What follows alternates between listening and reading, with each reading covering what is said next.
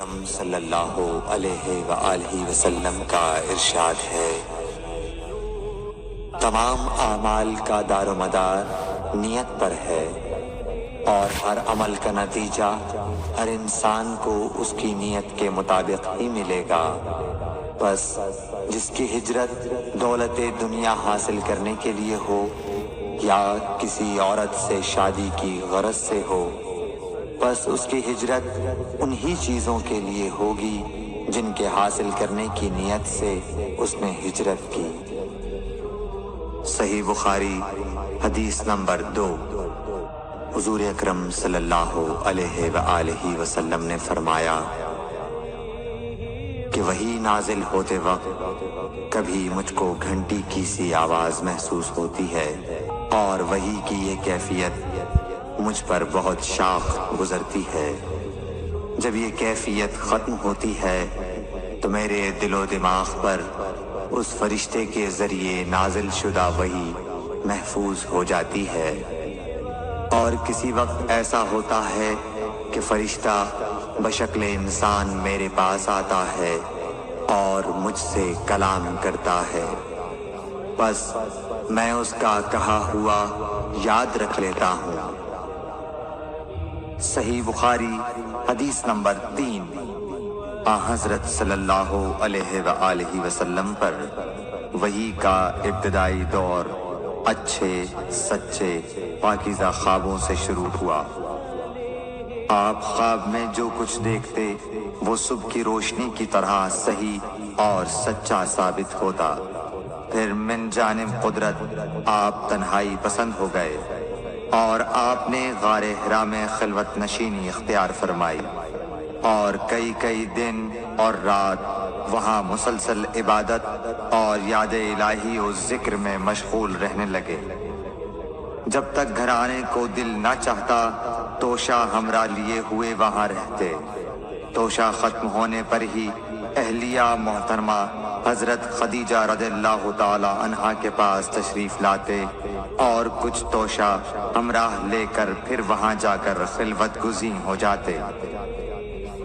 یہی طریقہ جاری رہا یہاں تک کہ آپ پر حق منکشف ہو گیا اور آپ غار حرا ہی میں قیام پذیر تھے کہ اچانک حضرت جبرائیل علیہ السلام آپ کے پاس حاضر ہوئے اور کہنے لگے کہ اے محمد پڑھو۔ آپ فرماتے ہیں کہ میں نے کہا کہ میں پڑھنا نہیں جانتا۔ آپ صلی اللہ علیہ وسلم فرماتے ہیں کہ فرشتے نے مجھے پکڑ کر اتنے زور سے بھینچا کہ میری طاقت جواب دے گئی، پھر مجھے چھوڑ کر کہا پڑھو۔ میں نے پھر وہی جواب دیا کہ میں پڑھا ہوا نہیں ہوں۔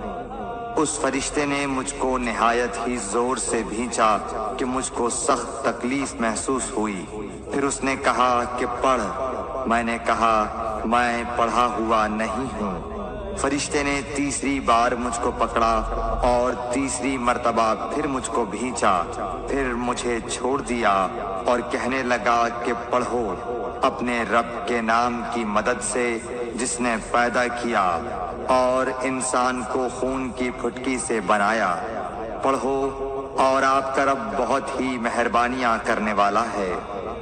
بس یہی آیتیں آپ حضرت جبرائیل علیہ السلام سے سن کر اس حال میں غار حرا سے واپس ہوئے کہ آپ کا دل اس انوکھے واقعے سے کانپ رہا تھا۔ آپ حضرت خدیجہ کے ہاں تشریف لائے اور فرمایا کہ مجھے کمبل اوڑھا دو، مجھے کمبل اوڑھا دو۔ لوگوں نے آپ کو کمبل اوڑھا دیا۔ جب آپ کا ڈر جاتا رہا تو آپ نے اپنی زوجہ محترمہ حضرت خدیجہ رضی اللہ تعالی عنہا کو تفصیل کے ساتھ یہ واقعہ سنایا اور فرمانے لگے کہ مجھ کو اب اپنی جان کا خوف ہو گیا ہے۔ آپ کی اہلیہ محترمہ حضرت خدیجہ رضی اللہ تعالی عنہا نے آپ کی ڈھارس بندھائی اور کہا کہ آپ کا خیال صحیح نہیں ہے۔ اللہ کی قسم آپ کو اللہ کبھی رسوا نہیں کرے گا۔ آپ تو اخلاق فاضلہ کے مالک ہیں، آپ تو کنبہ پرور ہیں، بے کسوں کا بوجھ اپنے سر پر رکھتے ہیں، مفلسوں کے لیے آپ کماتے ہیں، مہمان نوازی میں آپ بے مثال ہیں، اور مشکل وقت میں آپ امر حق کا ساتھ دیتے ہیں۔ ایسے اوصاف حسنہ والا انسان یوں بے وقت ذلت و خواری کی موت نہیں پا سکتا۔ پھر مزید تسلی کے لیے حضرت خدیجہ رضی اللہ تعالی عنہا آپ کو ورقہ بن نوفل کے پاس لے گئیں، جو ان کے چچا زاد بھائی تھے اور زمانہ جاہلیت میں نصرانی مذہب اختیار کر چکے تھے اور عبرانی زبان کے کاتب تھے۔ چنانچہ انجیل کو بھی حسب منشائے خداوندی عبرانی زبان میں لکھا کرتے تھے۔ انجیل سریانی زبان میں نازل ہوئی تھی، پھر اس کا ترجمہ عبرانی زبان میں ہوا۔ ورقہ اسی کو لکھتے تھے۔ وہ بہت بوڑھے ہو گئے تھے، یہاں تک کہ ان کی بینائی بھی رخصت ہو چکی تھی۔ حضرت خدیجہ رضی اللہ تعالی عنہا نے ان کے سامنے آپ کے حالات بیان کیے اور کہا کہ اے چچا زاد بھائی، اپنے بھتیجے محمد صلی اللہ علیہ وسلم کی زبانی ذرا ان کی کیفیت سن لیجئے۔ وہ بولے کہ بھتیجے، آپ نے جو کچھ دیکھا ہے اس کی تفصیل سناؤ۔ چنانچہ آپ صلی اللہ علیہ وآلہ وسلم نے از اول تا آخر پورا واقعہ سنایا، جسے سن کر ورقہ بے اختیار ہو کر بول اٹھے کہ یہ تو وہی ناموس معزز رازدان فرشتہ ہے جسے اللہ نے حضرت موسیٰ علیہ السلام پر وحی دے کر بھیجا تھا۔ کاش میں آپ کے اس عہد نبوت کے شروع ہونے پر جواں عمر ہوتا، کاش میں اس وقت تک زندہ رہتا جبکہ آپ کی قوم آپ کو اس شہر سے نکال دے گی۔ رسول کریم صلی اللہ علیہ وآلہ وسلم نے یہ سن کر تعجب سے پوچھا کہ کیا وہ لوگ مجھ کو نکال دیں گے، حالانکہ میں تو ان میں صادق و امین و مقبول ہوں۔ ورقہ بولا، ہاں یہ سب کچھ سچ ہے، مگر جو شخص بھی آپ کی طرح امر حق لے کر آیا لوگ اس کے دشمن ہی ہو گئے ہیں۔ اگر مجھے آپ کی نبوت کا وہ زمانہ مل جائے تو میں آپ کی پوری مدد کروں گا۔ مگر ورقہ کچھ دنوں کے بعد انتقال کر گئے، پھر کچھ عرصے تک وحی کی آمد موقوف رہی۔ صحیح بخاری حدیث نمبر 4۔ حضور اکرم صلی اللہ علیہ وآلہ وسلم نے وحی کے رک جانے کے زمانے کے حالات بیان فرماتے ہوئے کہا کہ ایک روز میں چلا جا رہا تھا کہ اچانک میں نے آسمان کی طرف ایک آواز سنی اور میں نے اپنا سر آسمان کی طرف اٹھایا۔ کیا دیکھتا ہوں کہ وہی فرشتہ جو میرے پاس غار حرا میں آیا تھا وہ آسمان و زمین کے بیچ میں ایک کرسی پر بیٹھا ہوا ہے۔ میں اس سے ڈر گیا اور گھر آنے پر میں نے پھر کمبل اوڑھنے کی خواہش ظاہر کی۔ اس وقت اللہ پاک کی طرف سے یہ آیات نازل ہوئیں، اے لحاف اوڑھ کر لیٹنے والے، اٹھ کھڑا ہو اور لوگوں کو عذاب الہی سے ڈرا، اور اپنے رب کی بڑائی بیان کر، اور اپنے کپڑوں کو پاک صاف رکھ اور گندگی سے دور رہ۔ اس کے بعد وہی تیزی کے ساتھ پے در پے آنے لگی۔ صحیح بخاری حدیث نمبر 5۔ رسول اللہ صلی اللہ علیہ وآلہ وسلم نزول قرآن کے وقت بہت سختی محسوس فرمایا کرتے تھے، اور اس کی علامتوں میں سے ایک یہ تھی کہ یاد کرنے کے لیے آپ اپنے ہونٹوں کو ہلاتے تھے۔ ابن عباس رضی اللہ تعالیٰ عنہ نے کہا، میں اپنے ہونٹوں کو ہلاتا ہوں جس طرح آپ ہلاتے تھے۔ سعید کہتے ہیں، میں بھی اپنے ہونٹ ہلاتا ہوں جس طرح ابن عباس رضی اللہ تعالیٰ عنہ کو میں نے ہلاتے دیکھا۔ پھر انہوں نے اپنے ہونٹ ہلائے۔ ابن عباس رضی اللہ تعالیٰ عنہ نے کہا، پھر یہ آیت اتری کہ اے محمد، قرآن کو جلد جلد یاد کرنے کے لیے اپنی زبان نہ ہلاؤ، اس کا جمع کر دینا اور پڑھا دینا ہمارا ذمہ ہے۔ حضرت ابن عباس رضی اللہ تعالیٰ عنہ کہتے ہیں، یعنی قرآن آپ صلی اللہ علیہ وآلہ وسلم کے دل میں جما دینا اور پڑھا دینا ہمارے ذمے ہے۔ پھر جب ہم پڑھ چکے تو اس پڑھے ہوئے کی اتباع کرو۔ ابن عباس رضی اللہ تعالی عنہ فرماتے ہیں اس کا مطلب یہ ہے آپ اس کو خاموشی کے ساتھ سنتے رہو، اس کے بعد مطلب سمجھا دینا ہمارے ذمے ہے۔ پھر یقیناً یہ ہماری ذمہ داری ہے کہ آپ اس کو پڑھو، یعنی اس کو محفوظ کر سکو۔ چنانچہ اس کے بعد جب آپ کے پاس حضرت جبرائیل علیہ السلام وحی لے کر آتے تو آپ توجہ سے سنتے، جب وہ چلے جاتے تو رسول اللہ صلی اللہ علیہ وسلم اس وحی کو اس طرح پڑھتے جس طرح حضرت جبرائیل علیہ السلام نے اسے پڑھا تھا۔ صحیح بخاری حدیث نمبر 6۔ رسول اللہ صلی اللہ علیہ وآلہ وسلم سب لوگوں سے زیادہ جواد سخی تھے، اور رمضان میں دوسرے اوقات کے مقابلے میں جب جبرائیل علیہ السلام آپ صلی اللہ علیہ وآلہ وسلم سے ملتے بہت ہی زیادہ جود و کرم فرماتے۔ جبرائیل علیہ السلام رمضان کی ہر رات میں آپ صلی اللہ علیہ وآلہ وسلم سے ملاقات کرتے اور آپ کے ساتھ قرآن کا دورہ کرتے۔ غرض حضرت صلی اللہ علیہ وآلہ وسلم لوگوں کو بھلائی پہنچانے میں بارش لانے والی ہوا سے بھی زیادہ جود و کرم فرمایا کرتے تھے۔ صحیح بخاری حدیث نمبر 7۔ ہرقل شاہ روم نے قریش کے قافلے میں ایک آدمی بلانے کو بھیجا، اور اس وقت یہ لوگ تجارت کے لیے ملک شام گئے ہوئے تھے، اور یہ وہ زمانہ تھا جب رسول اللہ صلی اللہ علیہ وسلم نے قریش اور ابو سفیان سے ایک وقتی عہد کیا ہوا تھا۔ جب ابو سفیان اور دوسرے لوگ ہرقل کے پاس ایلیا پہنچے جہاں ہرقل نے دربار طلب کیا تھا، اس کے گرد روم کے بڑے بڑے لوگ، علماء، وزراء و امراء بیٹھے ہوئے تھے۔ ہرقل نے ان کو اور اپنے ترجمان کو بلوایا، پھر ان سے پوچھا کہ تم میں سے کون شخص مدعی رسالت کا زیادہ قریبی عزیز ہے؟ ابو سفیان کہتے ہیں کہ میں بول اٹھا کہ میں اس کا سب سے زیادہ قریبی رشتہ دار ہوں۔ یہ سن کر ہرقل نے حکم دیا کہ اس ابو سفیان کو میرے قریب لا کر بٹھاؤ اور اس کے ساتھیوں کو اس کی پیٹھ کے پیچھے بٹھا دو۔ پھر اپنے ترجمان سے کہا کہ ان لوگوں سے کہہ دو کہ میں ابو سفیان سے اس شخص یعنی محمد صلی اللہ علیہ وسلم کے حالات پوچھتا ہوں، اگر یہ مجھ سے کسی بات میں جھوٹ بول دے تو تم اس کا جھوٹ ظاہر کر دینا۔ ابو سفیان کا قول ہے کہ خدا کی قسم اگر مجھے یہ غیرت نہ آتی کہ یہ لوگ مجھ کو جھٹلائیں گے تو میں آپ صلی اللہ علیہ وسلم کی نسبت ضرور غلط گوئی سے کام لیتا۔ خیر، پہلی بات جو ہرقل نے مجھ سے پوچھی وہ یہ کہ اس شخص کا خاندان تم لوگوں میں کیسا ہے؟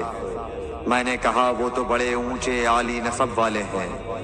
کہنے لگا اس سے پہلے بھی کسی نے تم لوگوں میں ایسی بات کہی تھی؟ میں نے کہا نہیں۔ کہنے لگا اچھا اس کے بڑوں میں کوئی بادشاہ ہوا ہے؟ میں نے کہا نہیں۔ پھر اس نے کہا بڑے لوگوں نے اس کی پیروی اختیار کی ہے یا کمزوروں نے؟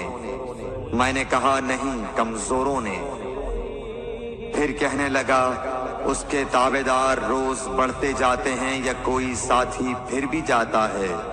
میں نے کہا نہیں۔ کہنے لگا کیا اپنے اس دعوی نبوت سے پہلے کبھی کسی بھی موقع پر اس نے جھوٹ بولا ہے؟ میں نے کہا نہیں، اور اب ہماری اس سے صلح کی ایک مقررہ مدت ٹھہری ہوئی ہے، معلوم نہیں وہ اس میں کیا کرنے والا ہے۔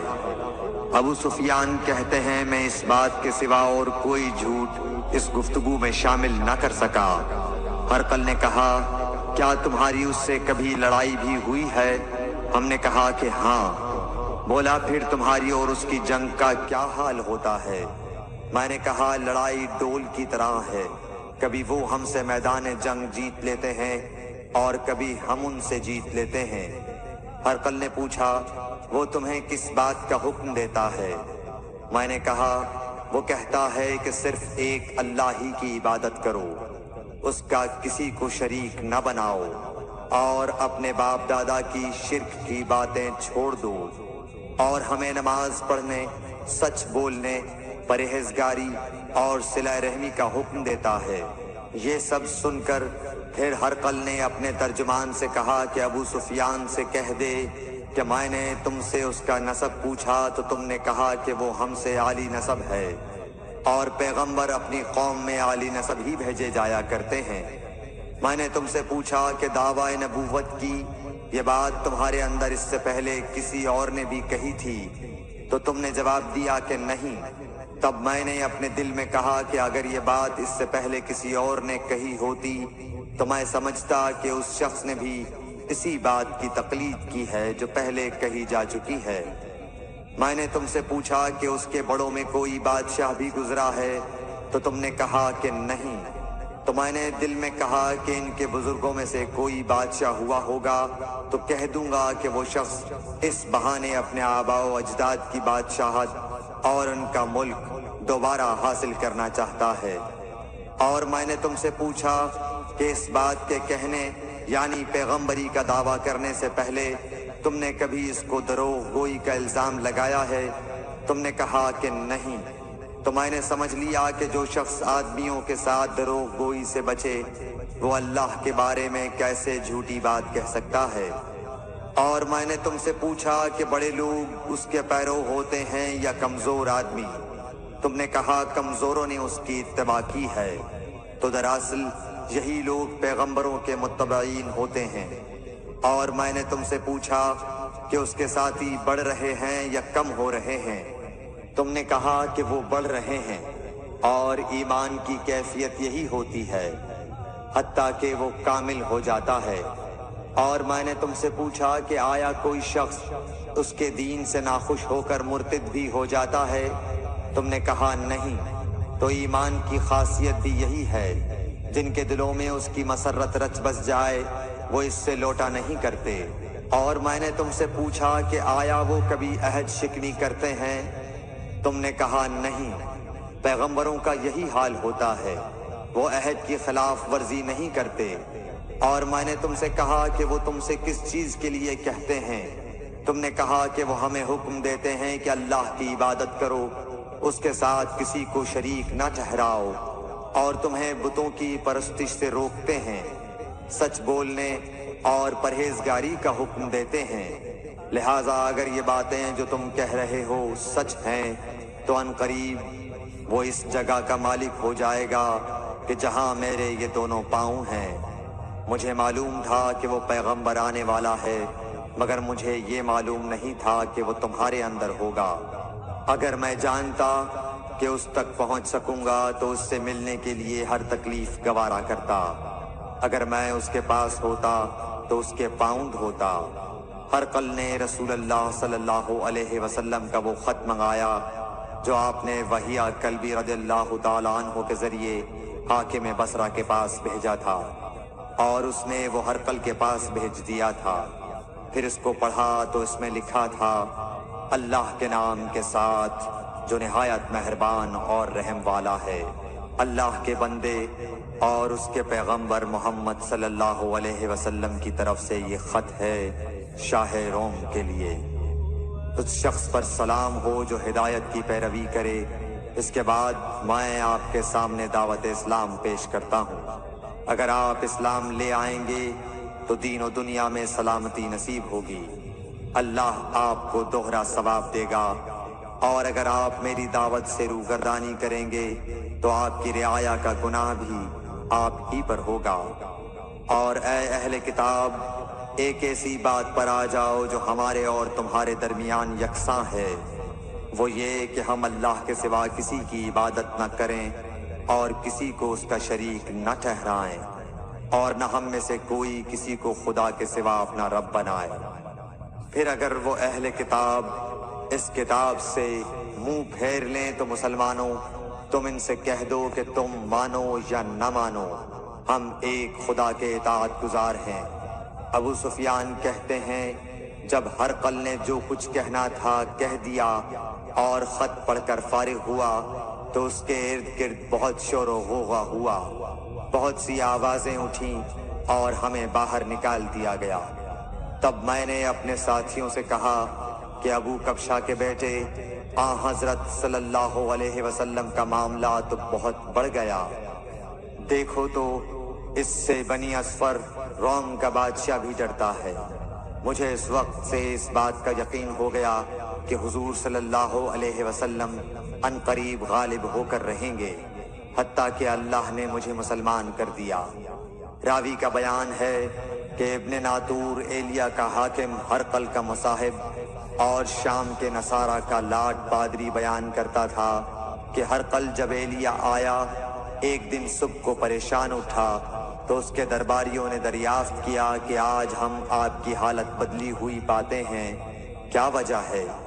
ابن ناطور کا بیان ہے کہ ہرقل نجومی تھا، علم نجوم میں وہ پوری مہارت رکھتا تھا۔ اس نے اپنے ہم نشینوں کو بتایا کہ میں نے آج رات ستاروں پر نظر ڈالی تو دیکھا کہ ختنہ کرنے والوں کا بادشاہ ہمارے ملک پر غالب آ گیا ہے۔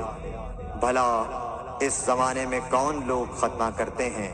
انہوں نے کہا کہ یہود کے سوا کوئی ختنہ نہیں کرتا، سو ان کی وجہ سے پریشان نہ ہوں۔ سلطنت کے تمام شہروں میں یہ حکم لکھ بھیجیے کہ وہاں جتنے یہودی ہوں سب قتل کر دیے جائیں۔ وہ لوگ انہی باتوں میں مشغول تھے کہ ہرقل کے پاس ایک آدمی لایا گیا جسے شاہ غسان نے بھیجا تھا۔ اس نے رسول اللہ صلی اللہ علیہ وسلم کے حالات بیان کیے۔ جب ہرقل نے سارے حالات سن لیے تو کہا کہ جا کر دیکھو وہ ختنہ کیے ہوئے ہے یا نہیں۔ انہوں نے اسے دیکھا تو بتلایا کہ وہ ختنہ کیا ہوا ہے۔ ہرقل نے جب اس شخص سے عرب کے بارے میں پوچھا تو اس نے بتلایا کہ وہ ختنہ کرتے ہیں۔ تب ہرقل نے کہا کہ یہی محمد صلی اللہ علیہ وسلم اس امت کے بادشاہ ہیں جو پیدا ہو چکے ہیں۔ پھر اس نے اپنے ایک دوست کو رومیہ خط لکھا اور وہ بھی علم نجوم میں ہرقل کی طرح ماہر تھا۔ پھر وہاں سے ہرقل حمص چلا گیا، ابھی حمص سے نکلا نہیں تھا کہ اس کے دوست کا خط اس کے جواب میں آ گیا۔ اس کی رائے بھی حضور صلی اللہ علیہ وسلم کے ظہور کے بارے میں ہرقل کے موافق تھی کہ محمد صلی اللہ علیہ وسلم واقعی پیغمبر ہیں۔ اس کے بعد ہرقل نے روم کے بڑے آدمیوں کو اپنے حمص کے محل میں طلب کیا اور اس کے حکم سے محل کے دروازے بند کر لیے گئے۔ پھر وہ اپنے خاص محل سے باہر آیا اور کہا، اے روم والو، کیا ہدایت اور کامیابی میں کچھ حصہ تمہارے لیے بھی ہے؟ اگر تم اپنی سلطنت کی بقا چاہتے ہو تو پھر اس نبی صلی اللہ علیہ وسلم کی بیعت کر لو اور مسلمان ہو جاؤ۔ یہ سننا تھا کہ پھر لوگ وحشی گدھوں کی طرح دروازوں کی طرف دوڑے، مگر انہیں بند پایا۔ آخر جب ہرقل نے اس بات سے ان کی یہ نفرت دیکھی اور ان کے ایمان لانے سے مایوس ہو گیا تو کہنے لگا کہ ان لوگوں کو میرے پاس لاؤ۔ جب وہ دوبارہ آئے تو اس نے کہا، میں نے جو بات کہی تھی اس سے تمہاری دینی پختگی کی آزمائش مقصود تھی، سو وہ میں نے دیکھ لی۔ تب یہ بات سن کر وہ سب کے سب اس کے سامنے سجدے میں گر پڑے اور اس سے خوش ہو گئے۔ بالآخر ہرقل کی آخری حالت یہی رہی۔ صحیح بخاری حدیث نمبر 8۔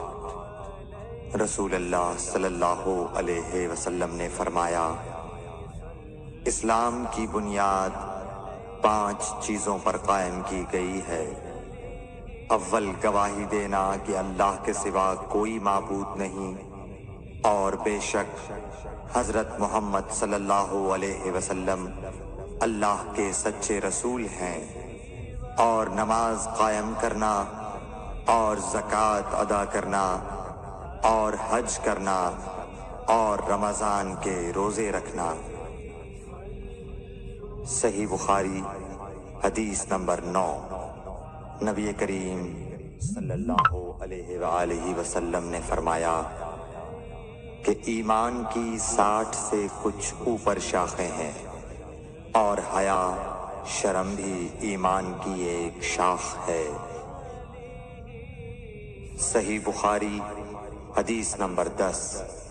حضرت محمد مصطفیٰ صلی اللہ علیہ وآلہ وسلم نے فرمایا، مسلمان وہ ہے جس کی زبان اور ہاتھ سے مسلمان بچے رہیں، اور مہاجر وہ ہے جو ان کاموں کو چھوڑ دے جن سے اللہ نے منع فرمایا۔ صحیح بخاری حدیث نمبر 11۔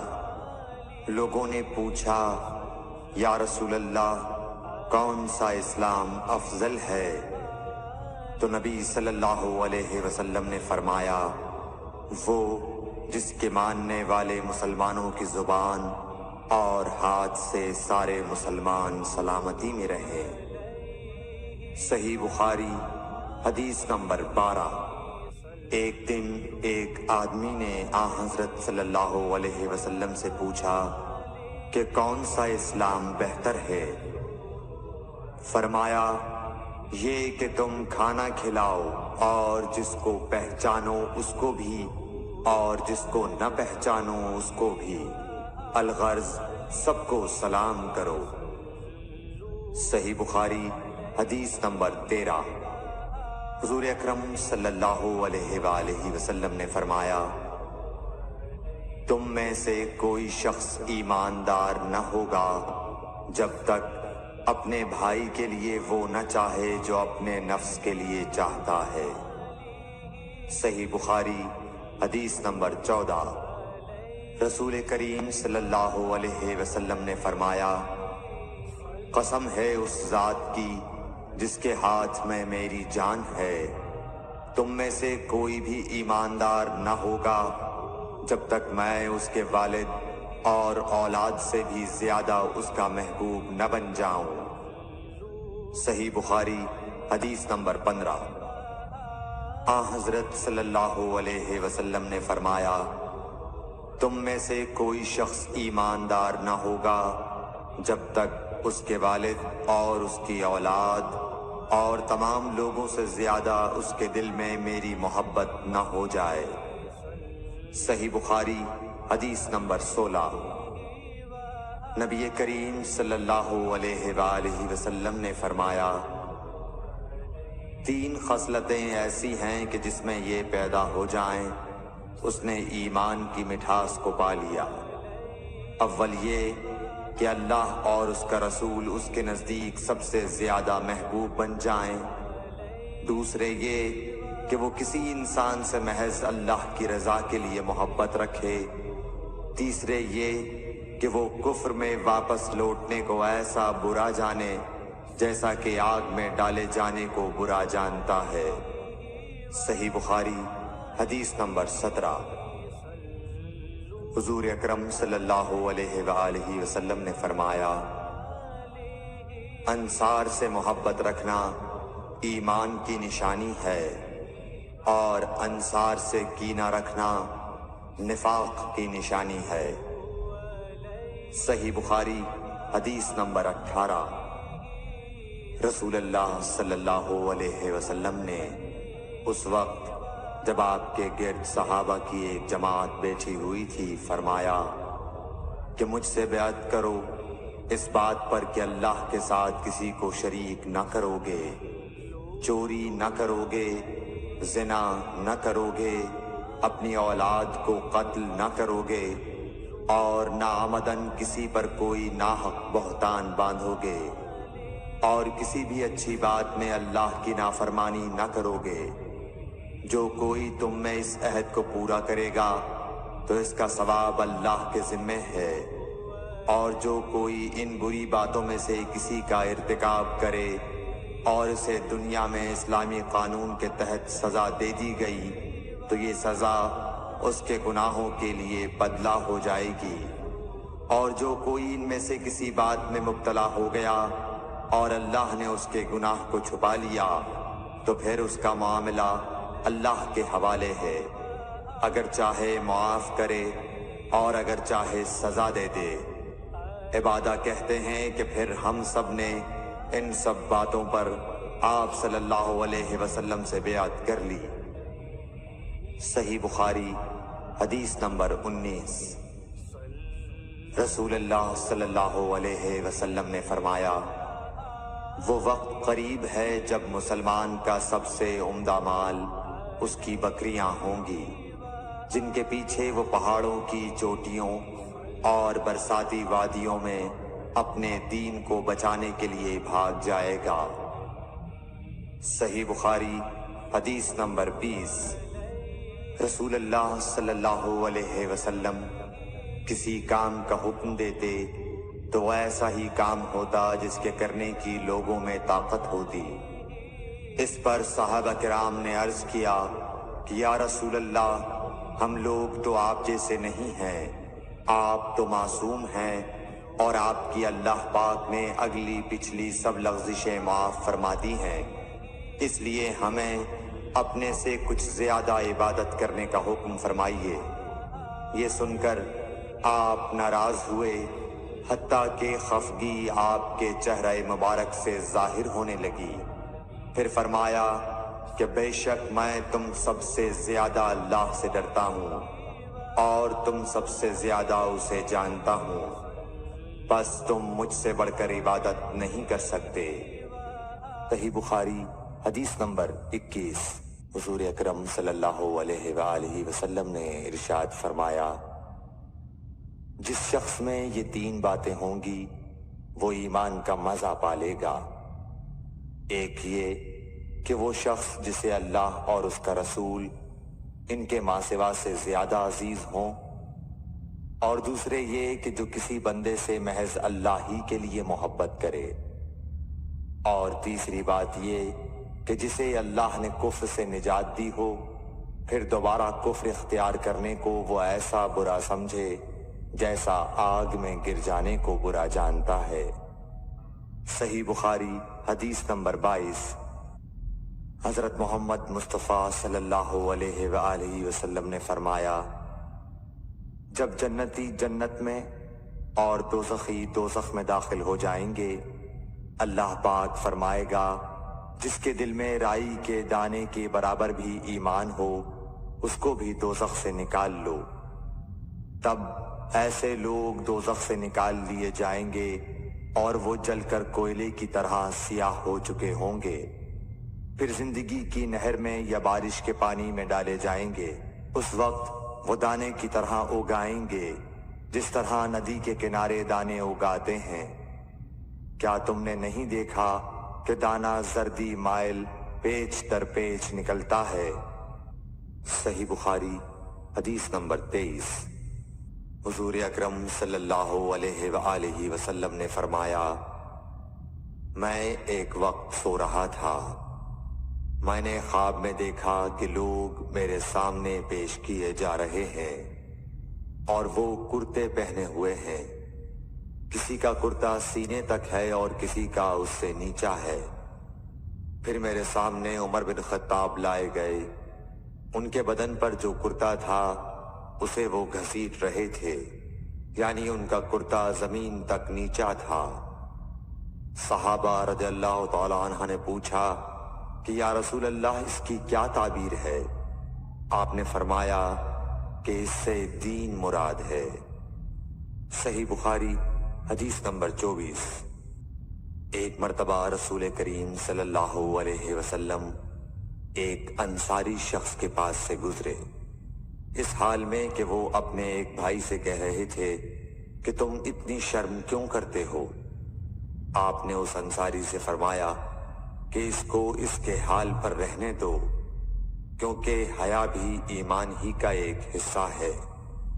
صحیح بخاری حدیث نمبر 25۔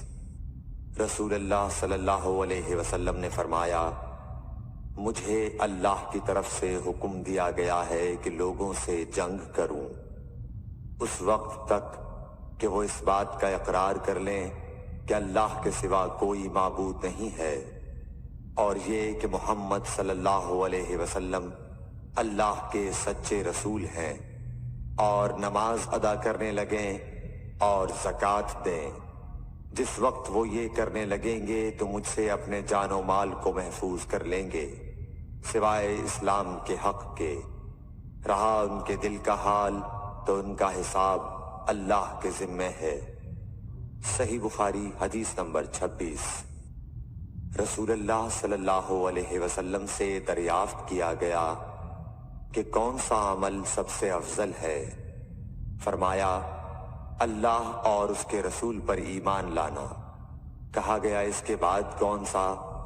آپ نے فرمایا کہ اللہ کی راہ میں جہاد کرنا۔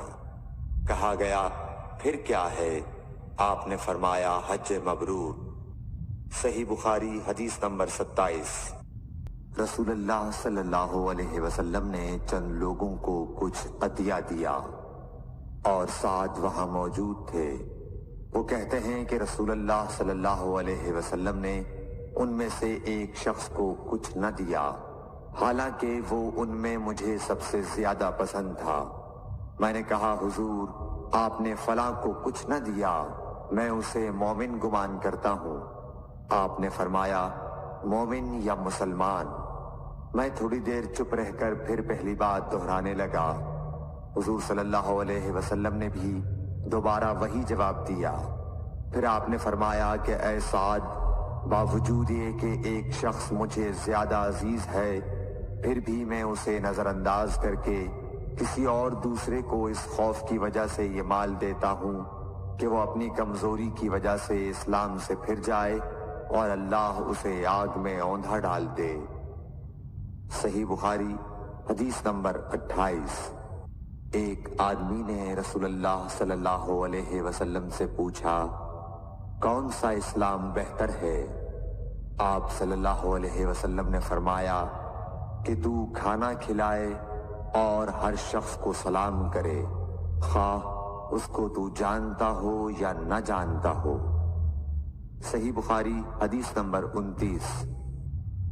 حضرت صلی اللہ علیہ وسلم نے فرمایا مجھے دوزخ دکھلائی گئی تو اس میں زیادہ تر عورتیں تھیں جو کفر کرتی ہیں۔ کہا گیا حضور کیا وہ اللہ کے ساتھ کفر کرتی ہیں؟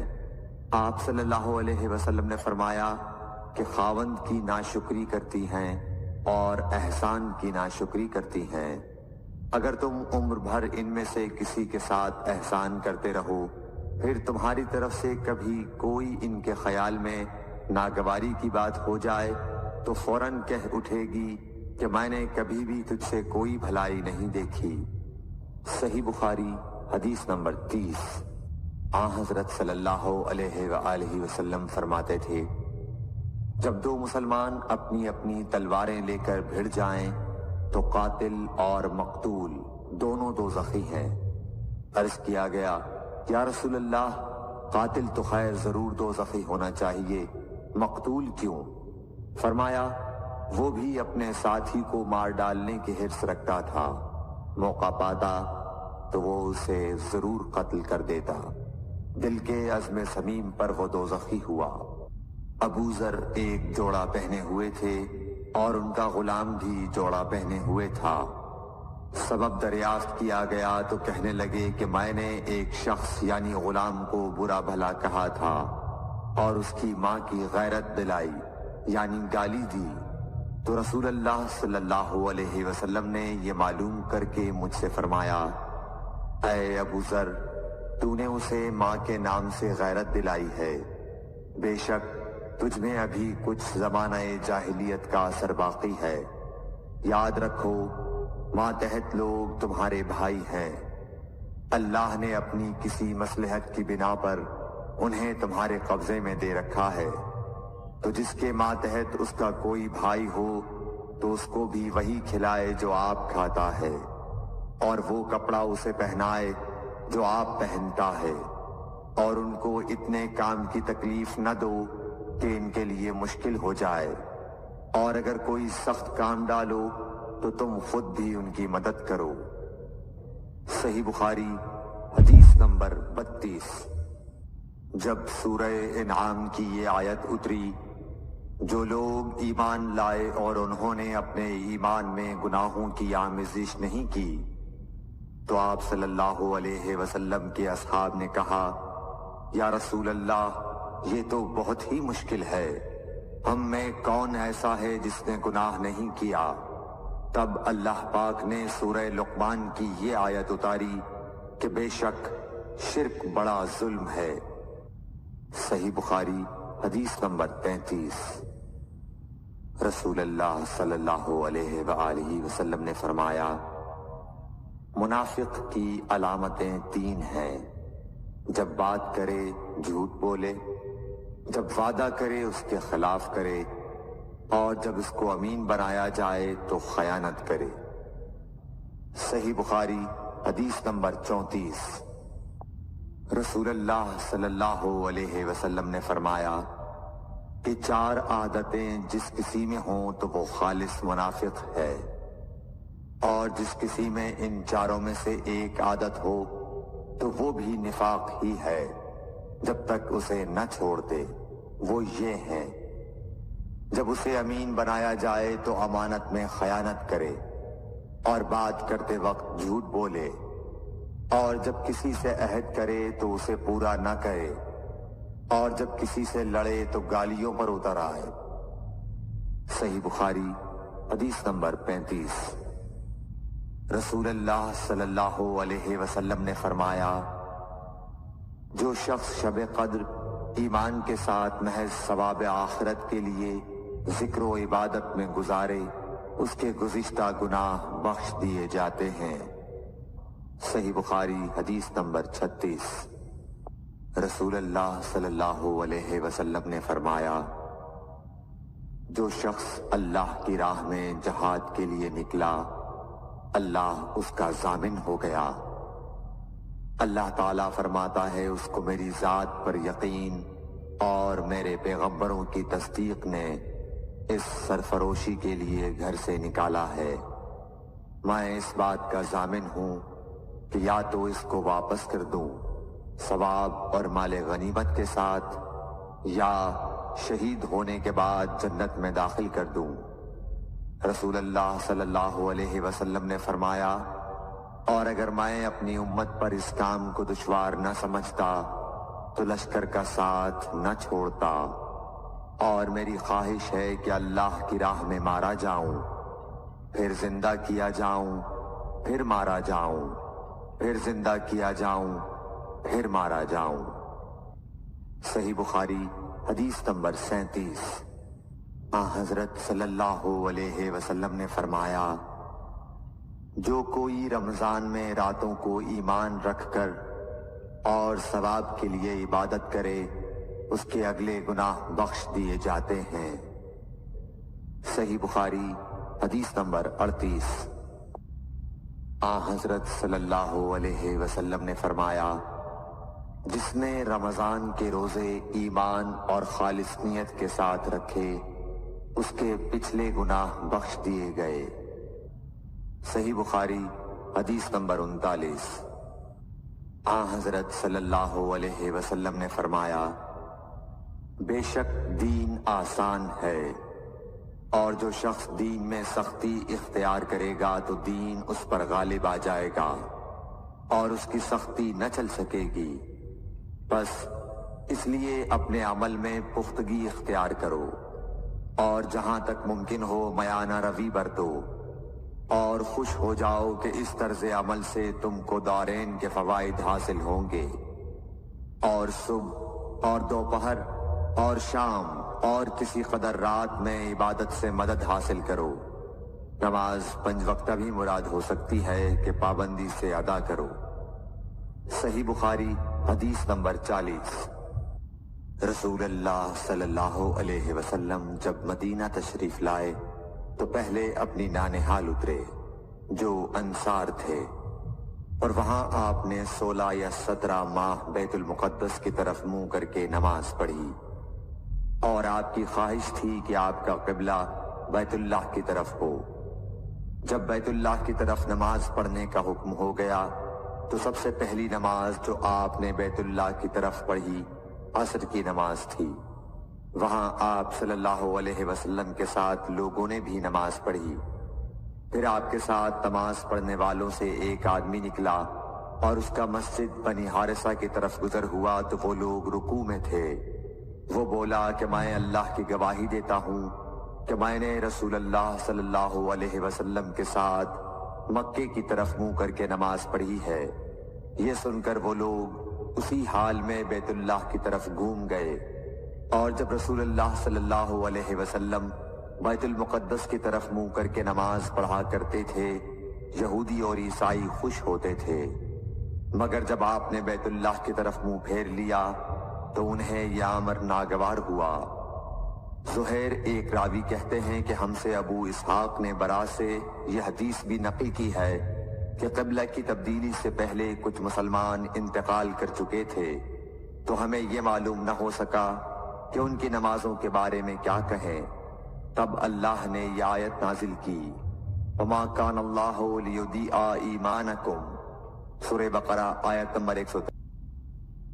حضور اکرم صلی اللہ علیہ وآلہ وسلم نے ارشاد فرمایا کہ جب ایک بندہ مسلمان ہو جائے اور اس کا اسلام عمدہ ہو، یقین و خلوص کے ساتھ ہو، تو اللہ اس کے گناہ کو جو اس نے اس اسلام لانے سے پہلے کیا معاف فرما دیتا ہے، اور اب اس کے بعد کے لیے بدلہ شروع ہو جاتا ہے، یعنی ایک نیکی کے عوض 10 گناہ سے لے کر 700 گناہ تک ثواب، اور ایک برائی کا اسی برائی کے مطابق بدلہ دیا جاتا ہے، مگر یہ کہ اللہ تعالیٰ اس برائی سے بھی درگزر کرے اور اسے بھی معاف فرما دے، یہ بھی اس کے لیے آسان ہے۔ صحیح بخاری حدیث نمبر 42۔ رسول اللہ صلی اللہ علیہ وسلم نے فرمایا کہ تم میں سے کوئی شخص جب اپنے اسلام کو عمدہ بنا لے، یعنی نفاق اور ریا سے پاک کر لے، تو ہر نیک کام جو وہ کرتا ہے اس کے عوض 10 سے لے کر 700 گناہ تک نیکیاں لکھی جاتی ہیں، اور ہر برا کام جو کرتا ہے تو وہ اتنا ہی لکھا جاتا ہے جتنا کہ اس نے کیا ہے۔ صحیح بخاری حدیث نمبر 43۔ رسول اللہ صلی اللہ علیہ وسلم ایک دن حضرت عائشہ رضی اللہ تعالی عنہا کے پاس آئے۔ اس وقت ایک عورت حضرت عائشہ رضی اللہ تعالی عنہا کے پاس بیٹھی تھی۔ آپ صلی اللہ علیہ وسلم نے دریافت کیا، یہ کون ہے؟ عرض کیا، فلاں عورت، اور اس کی نماز کے اشتیاق اور پابندی کا ذکر کیا۔ آپ صلی اللہ علیہ وسلم نے فرمایا، ٹھہر جاؤ، سن لو کہ تم پر اتنا ہی عمل واجب ہے جتنے عمل کی تمہارے اندر طاقت ہے۔ اللہ کی قسم، ثواب دینے سے اللہ نہیں اکتاتا، مگر تم عمل کرتے کرتے اکتا جاؤ گے، اور اللہ کو دین کا وہی عمل زیادہ پسند ہے جس کی ہمیشہ پابندی کی جا سکے، اور انسان بغیر اکتائے اسے انجام دے۔ صحیح بخاری حدیث نمبر 44۔ رسول اللہ صلی اللہ علیہ وسلم نے فرمایا، جس شخص نے لا الہ الا اللہ کہہ لیا اور اس کے دل میں جو برابر بھی ایمان ہے، تو وہ ایک نہ ایک دن دوزخ سے ضرور نکلے گا، اور دوزخ سے وہ شخص بھی ضرور نکلے گا جس نے کلمہ پڑھا اور اس کے دل میں گیہوں کے دانے برابر خیر ہے، اور دوزخ سے وہ بھی نکلے گا جس نے کلمہ پڑھا اور اس کے دل میں ایک ذرہ برابر بھی خیر ہے۔ صحیح بخاری حدیث نمبر 45۔ ایک یہودی نے حضرت عمر بن خطاب رضی اللہ تعالیٰ عنہ سے کہا کہ اے امیر المومنین، تمہاری کتاب قرآن میں ایک آیت ہے جسے تم پڑھتے ہو، اگر وہ ہم یہودیوں پر نازل ہوتی تو ہم اس کے نزول کے دن کو یوم عید بنا لیتے۔ آپ نے پوچھا، وہ کون سی آیت ہے؟ اس نے جواب دیا، سورہ مائدہ کی یہ آیت کہ آج میں نے تمہارے دین کو مکمل کر دیا اور اپنی نعمت تم پر تمام کر دی اور تمہارے لیے دین اسلام پسند کیا۔ حضرت عمر رضی اللہ تعالی عنہ نے فرمایا کہ ہم اس دن اور اس مقام کو خوب جانتے ہیں۔ جب یہ آیت رسول اللہ صلی اللہ علیہ وسلم پر نازل ہوئی، اس وقت آپ صلی اللہ علیہ وسلم عرفات میں جمعے کے دن کھڑے ہوئے تھے۔ صحیح بخاری حدیث نمبر 46۔ طلحہ بن عبیداللہ کہتے تھے کہ نجد والوں میں سے ایک شخص حضرت صلی اللہ علیہ وسلم کے پاس آیا، سر پریشان یعنی بال بکھرے ہوئے تھے۔ ہم اس کی آواز کی بن بناہٹ سنتے تھے اور ہم سمجھ نہیں پا رہے تھے کہ وہ کیا کہہ رہا ہے، یہاں تک کہ وہ نزدیک آن پہنچا جب معلوم ہوا کہ وہ اسلام کے بارے میں پوچھ رہا ہے۔ حضرت صلی اللہ علیہ وسلم نے فرمایا کہ اسلام دن رات میں 5 نمازیں پڑھنا ہے۔ اس نے کہا بس اس کے سوا تو اور کوئی نماز مجھ پر نہیں۔ آپ نے فرمایا نہیں، مگر تو نفل پڑھے تو اور بات ہے۔ حضرت صلی اللہ علیہ وسلم نے فرمایا اور رمضان کے روزے رکھنا۔ اس نے کہا اور تو کوئی روزہ مجھ پر نہیں ہے۔ آپ نے فرمایا نہیں، مگر تو نفل روزے رکھے تو اور بات ہے۔ طلحہ نے کہا اور حضرت صلی اللہ علیہ وسلم نے اس زکوٰۃ کا بیان کیا۔ وہ کہنے لگا کہ بس اور کوئی صدقہ مجھ پر نہیں ہے۔ آپ نے فرمایا نہیں، مگر یہ کہ تو نفل صدقہ دے تو اور بات ہے۔ پھر وہ شخص پیٹھ موڑ کر چلا گیا، یوں کہتا جاتا تھا قسم خدا کی میں نہ اس سے بڑھاؤں گا نہ گھٹاؤں گا۔ حضرت صلی اللہ علیہ وسلم نے فرمایا اگر یہ سچا ہے تو اپنی مراد کو پہنچ گیا۔ صحیح بخاری حدیث نمبر 47۔ حضرت صلی اللہ علیہ وسلم نے فرمایا جو کوئی ایمان رکھ کر اور ثواب کی نیت سے کسی مسلمان کے جنازے کے ساتھ جائے اور نماز اور دفن سے فراغت ہونے تک اس کے ساتھ رہے تو وہ 2 قیرات ثواب لے کر لوٹے گا۔ ہر قیرات اتنا بڑا ہوگا جیسے احد کا پہاڑ۔ اور جو شخص جنازے پر نماز پڑھ کر دفن سے پہلے لوٹ جائے تو وہ 1 قیرات ثواب لے کر لوٹے گا۔ صحیح بخاری حدیث نمبر 48۔ حضرت صلی اللہ علیہ وسلم نے فرمایا کہ مسلمان کو گالی دینے سے آدمی فاسق ہو جاتا ہے اور مسلمان سے لڑنا کفر ہے۔ صحیح بخاری حدیث نمبر 49۔ حضرت صلی اللہ علیہ وسلم اپنے حجرے سے نکلے، لوگوں کو شب قدر بتانا چاہتے تھے وہ کون سی رات ہے۔ اتنے میں 2 مسلمان آپس میں لڑ پڑے۔ آپ صلی اللہ علیہ وسلم نے فرمایا میں تو اس لیے باہر نکلا تھا کہ تم کو شب قدر بتلاؤں، اور فلاں فلاں آدمی لڑ پڑے تو وہ میرے دل سے اٹھا لی گئی، اور شاید اسی میں کچھ تمہاری بہتری ہو، تو اب ایسا کرو کہ شب قدر کو رمضان کی 27ویں، 29ویں اور 25ویں رات میں ڈھونڈا کرو۔ صحیح بخاری حدیث نمبر 50۔ ایک دن حضرت صلی اللہ علیہ وسلم لوگوں میں تشریف فرما تھے کہ آپ کے پاس ایک شخص آیا اور پوچھنے لگا کہ ایمان کسے کہتے ہیں۔ آپ صلی اللہ علیہ وسلم نے فرمایا کہ ایمان یہ ہے کہ تم اللہ پاک کے وجود اور اس کی وحدانیت پر ایمان لاؤ، اور اس کے فرشتوں کے وجود پر، اور اس اللہ کی ملاقات کے برحق ہونے پر، اور اس کے رسولوں کے برحق ہونے پر، اور مرنے کے بعد دوبارہ اٹھنے پر ایمان لاؤ۔ پھر اس نے پوچھا کہ اسلام کیا ہے؟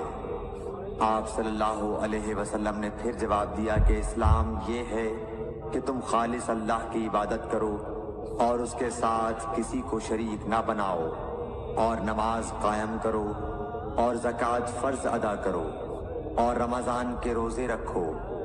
پھر اس نے احسان کے متعلق پوچھا۔ آپ صلی اللہ علیہ وسلم نے فرمایا احسان یہ ہے کہ تم اللہ کی عبادت اس طرح کرو گویا تم اسے دیکھ رہے ہو۔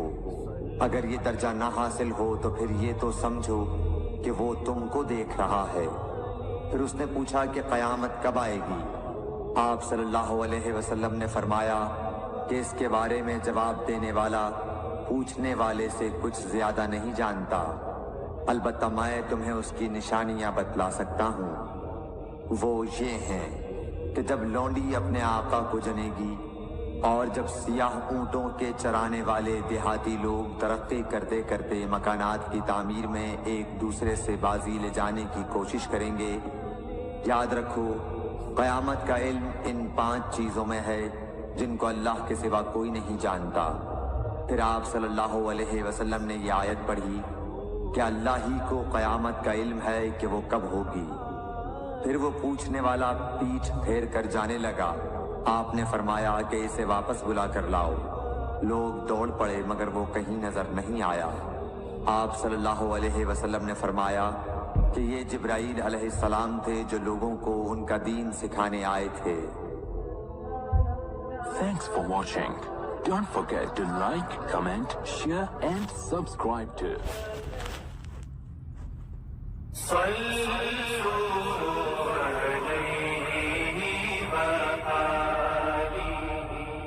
صحیح بخاری حدیث نمبر 51۔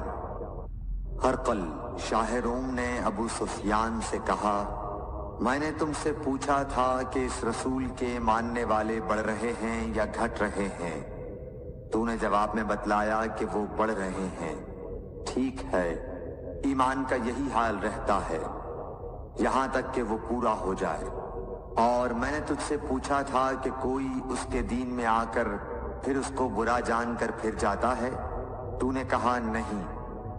اور ایمان کا یہی حال ہے، جب اس کی خوشی دل میں سما جاتی ہے تو پھر اس کو کوئی برا نہیں سمجھ سکتا۔ صحیح بخاری حدیث نمبر 52۔ حضور اکرم صلی اللہ علیہ وسلم فرماتے تھے، حلال کھلا ہوا ہے اور حرام بھی کھلا ہوا ہے، اور ان دونوں کے درمیان بعض چیزیں شبہ کی ہیں جن کو بہت لوگ نہیں جانتے کہ حلال ہیں یا حرام۔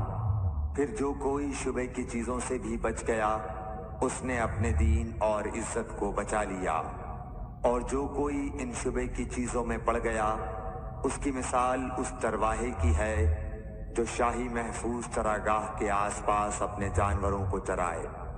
وہ قریب ہے کہ کبھی اس چراگاہ کے اندر گھس جائے اور شاہی مجرم فرار پائے۔ سن لو، ہر بادشاہ کی ایک چراگاہ ہوتی ہے، اللہ کی چراگاہ اس کی زمین پر حرام چیزیں ہیں، بس ان سے بچو۔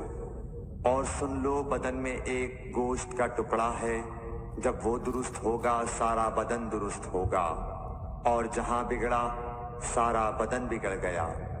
سن لو، وہ ٹکڑا آدمی کا دل ہے۔ صحیح بخاری حدیث نمبر 53۔ عبد القیس کا وفد جب حضرت صلی اللہ علیہ وسلم کے پاس آیا تو آپ نے پوچھا کہ یہ کون سی قوم کے لوگ ہیں یا یہ وفد کہاں کا ہے؟ انہوں نے کہا کہ ربیعہ خاندان کے لوگ ہیں۔ آپ صلی اللہ علیہ وسلم نے فرمایا، مرحبا اس قوم کو یا اس وفد کو، نہ ذلیل ہونے والے نہ شرمندہ ہونے والے، یعنی ان کا آنا بہت خوب ہے۔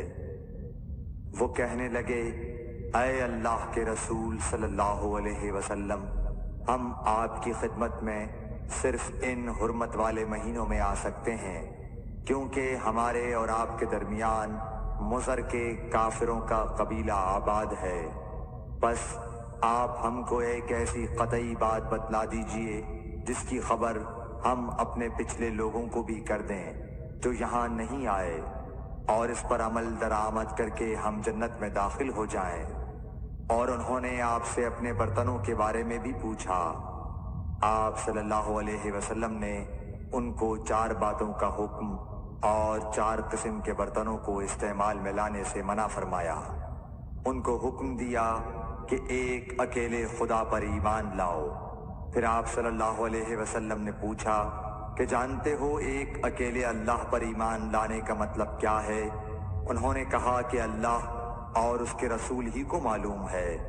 آپ نے فرمایا کہ اس بات کی گواہی دینا کہ اللہ کے سوا کوئی معبود نہیں، اور یہ حضرت محمد صلی اللہ علیہ وسلم اس کے سچے رسول ہیں، اور نماز قائم کرنا اور زکوٰۃ ادا کرنا اور رمضان کے روزے رکھنا، اور مال غنیمت سے جو ملے اس کا 5واں حصہ مسلمانوں کے بیت المال میں داخل کرنا، اور 4 برتنوں کے استعمال سے آپ صلی اللہ علیہ وسلم نے ان کو منع فرمایا، سبز لاکھی مرتبان سے اور کدو کے بنائے ہوئے برتن سے، لکڑی کے کھودے ہوئے برتن سے اور روغنی برتن سے، اور فرمایا کہ ان باتوں کو حفظ کر لو اور ان لوگوں کو بھی بتلا دینا جو تم سے پیچھے ہیں اور یہاں نہیں آئے ہیں۔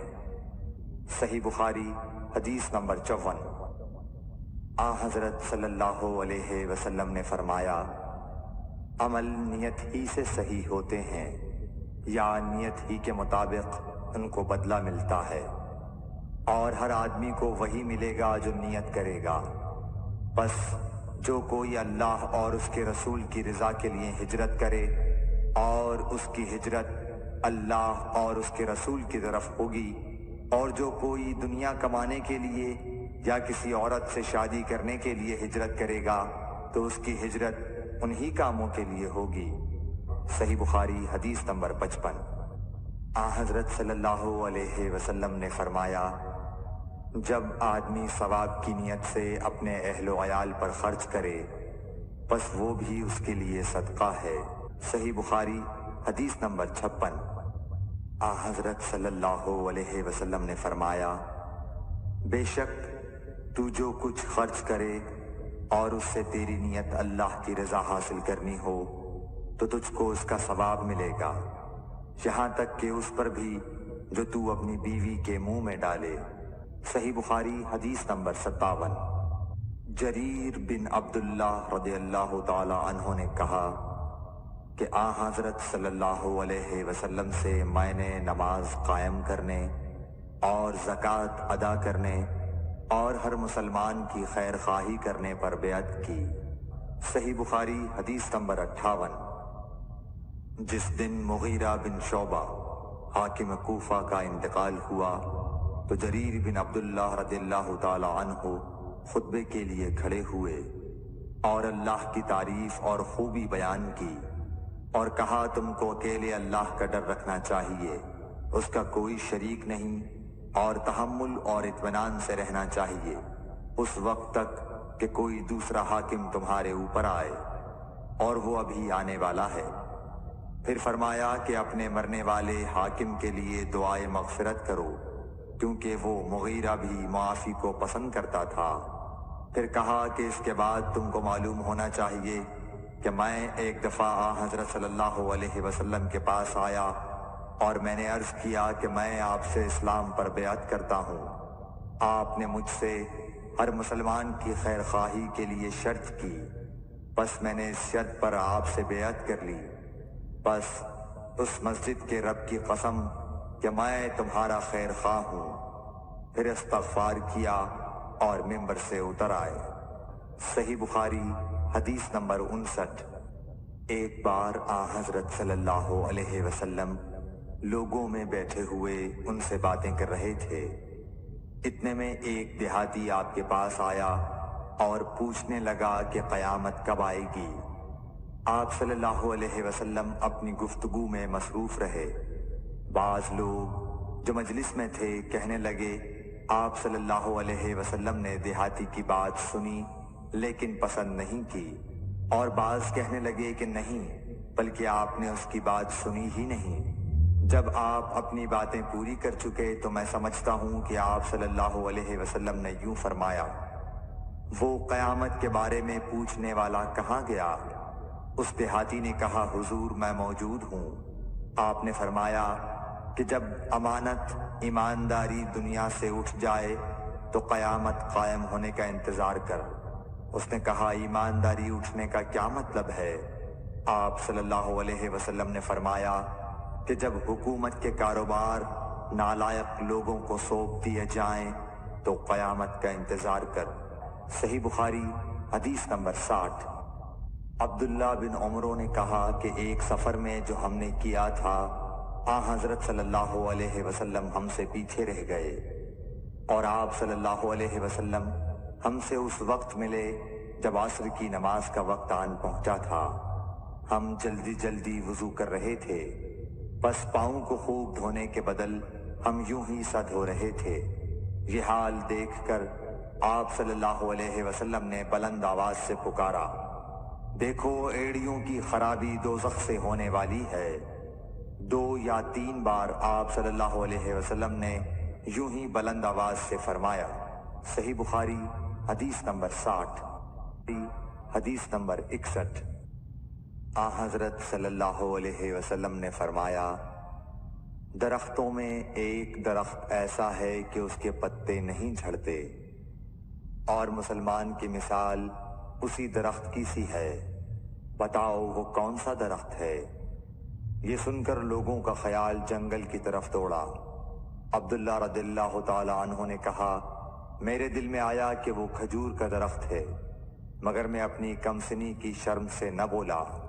آخر صحابہ نے حضرت صلی اللہ علیہ وسلم سے پوچھا کہ وہ کون سا درخت ہے؟ آپ نے فرمایا، وہ کھجور کا درخت ہے۔ صحیح بخاری حدیث نمبر 62۔ حضرت صلی اللہ علیہ وسلم نے فرمایا، درختوں میں سے ایک درخت ایسا ہے کہ اس کے پتے نہیں جھڑتے، اور مسلمان کی بھی یہی مثال ہے، بتلاؤ وہ کون سا درخت ہے؟ یہ سن کر لوگوں کے خیالات جنگل کے درختوں میں چلے گئے۔ عبداللہ نے کہا کہ میرے دل میں آیا کہ بتلا دوں کہ وہ کھجور کا درخت ہے، لیکن وہاں بہت بزرگ موجود تھے، اس لیے مجھ کو شرم آئی۔ آخر صحابہ نے عرض کیا، یا رسول اللہ، آپ ہی بیان فرما دیجئے۔ آپ صلی اللہ علیہ وسلم نے بتلایا کہ وہ کھجور کا درخت ہے۔ صحیح بخاری حدیث نمبر 63۔ حضرت صلی اللہ علیہ وآلہ وسلم ایک بار مسجد میں بیٹھے ہوئے تھے، اتنے میں ایک شخص اونٹ پر سوار ہو کر آیا اور اونٹ کو مسجد میں بٹھا کر باندھ دیا۔ پھر پوچھنے لگا، بھائیو تم لوگوں میں محمد کون سے ہیں؟ حضرت صلی اللہ علیہ وسلم اس وقت لوگوں میں تکیہ لگائے بیٹھے ہوئے تھے۔ ہم نے کہا، حضرت محمد صلی اللہ علیہ وسلم یہ سفید رنگ والے بزرگ ہیں جو تکیہ لگائے ہوئے تشریف فرما ہیں۔ تب وہ آپ سے مخاطب ہوا کہ اے عبد المطلب کے فرزند۔ آپ صلی اللہ علیہ وسلم نے فرمایا، کہو میں آپ کی بات سن رہا ہوں۔ وہ بولا، میں آپ سے کچھ دینی باتیں دریافت کرنا چاہتا ہوں اور ذرا سختی سے بھی پوچھوں گا، تو آپ اپنے دل میں برا نہ مانیے گا۔ آپ صلی اللہ علیہ وسلم نے فرمایا، نہیں، جو تمہارا دل چاہے پوچھو۔ تب اس نے کہا کہ میں آپ کے رب اور اگلے لوگوں کے رب تبارک و تعالی کی قسم دے کر پوچھتا ہوں، کیا آپ کو اللہ نے دنیا کے سب لوگوں کی طرف رسول بنا کر بھیجا ہے؟ آپ صلی اللہ علیہ وسلم نے فرمایا، ہاں یا میرے اللہ۔ پھر اس نے کہا، میں آپ کو اللہ کی قسم دیتا ہوں، کیا اللہ نے آپ کو رات دن میں 5 نمازیں پڑھنے کا حکم فرمایا ہے؟ آپ صلی اللہ علیہ وسلم نے فرمایا، ہاں یا میرے اللہ۔ پھر کہنے لگا، میں آپ کو اللہ کی قسم دے کر پوچھتا ہوں کہ کیا اللہ نے آپ کو یہ حکم دیا ہے کہ سال بھر میں اس مہینے رمضان کے روزے رکھو؟ آپ صلی اللہ علیہ وسلم نے فرمایا، ہاں یا میرے اللہ۔ پھر کہنے لگا، میں آپ کو اللہ کی قسم دے کر پوچھتا ہوں کہ کیا اللہ نے آپ کو یہ حکم دیا ہے کہ آپ ہم میں سے جو مالدار لوگ ہیں ان سے زکوٰۃ وصول کر کے ہمارے محتاجوں میں بانٹ دیا کریں؟ حضرت صلی اللہ علیہ وسلم نے فرمایا، ہاں یا میرے اللہ۔ تب وہ شخص کہنے لگا، جو حکم آپ اللہ کے پاس سے لائے ہیں میں ان پر ایمان لایا، اور میں اپنی قوم کے لوگوں کا جو یہاں نہیں آئے ہیں بھیجا ہوا تحقیق حال کے لیے آیا ہوں۔ صحیح بخاری حدیث نمبر 64۔ رسول اللہ صلی اللہ علیہ وسلم نے ایک شخص کو اپنا ایک خط دے کر بھیجا اور اسے یہ حکم دیا کہ اسے حاکم بحرین کے پاس لے جائے۔ بحرین کے حاکم نے وہ خط کسریٰ شاہ ایران کے پاس بھیج دیا۔ جس وقت اس نے وہ خط پڑھا تو چاک کر ڈالا۔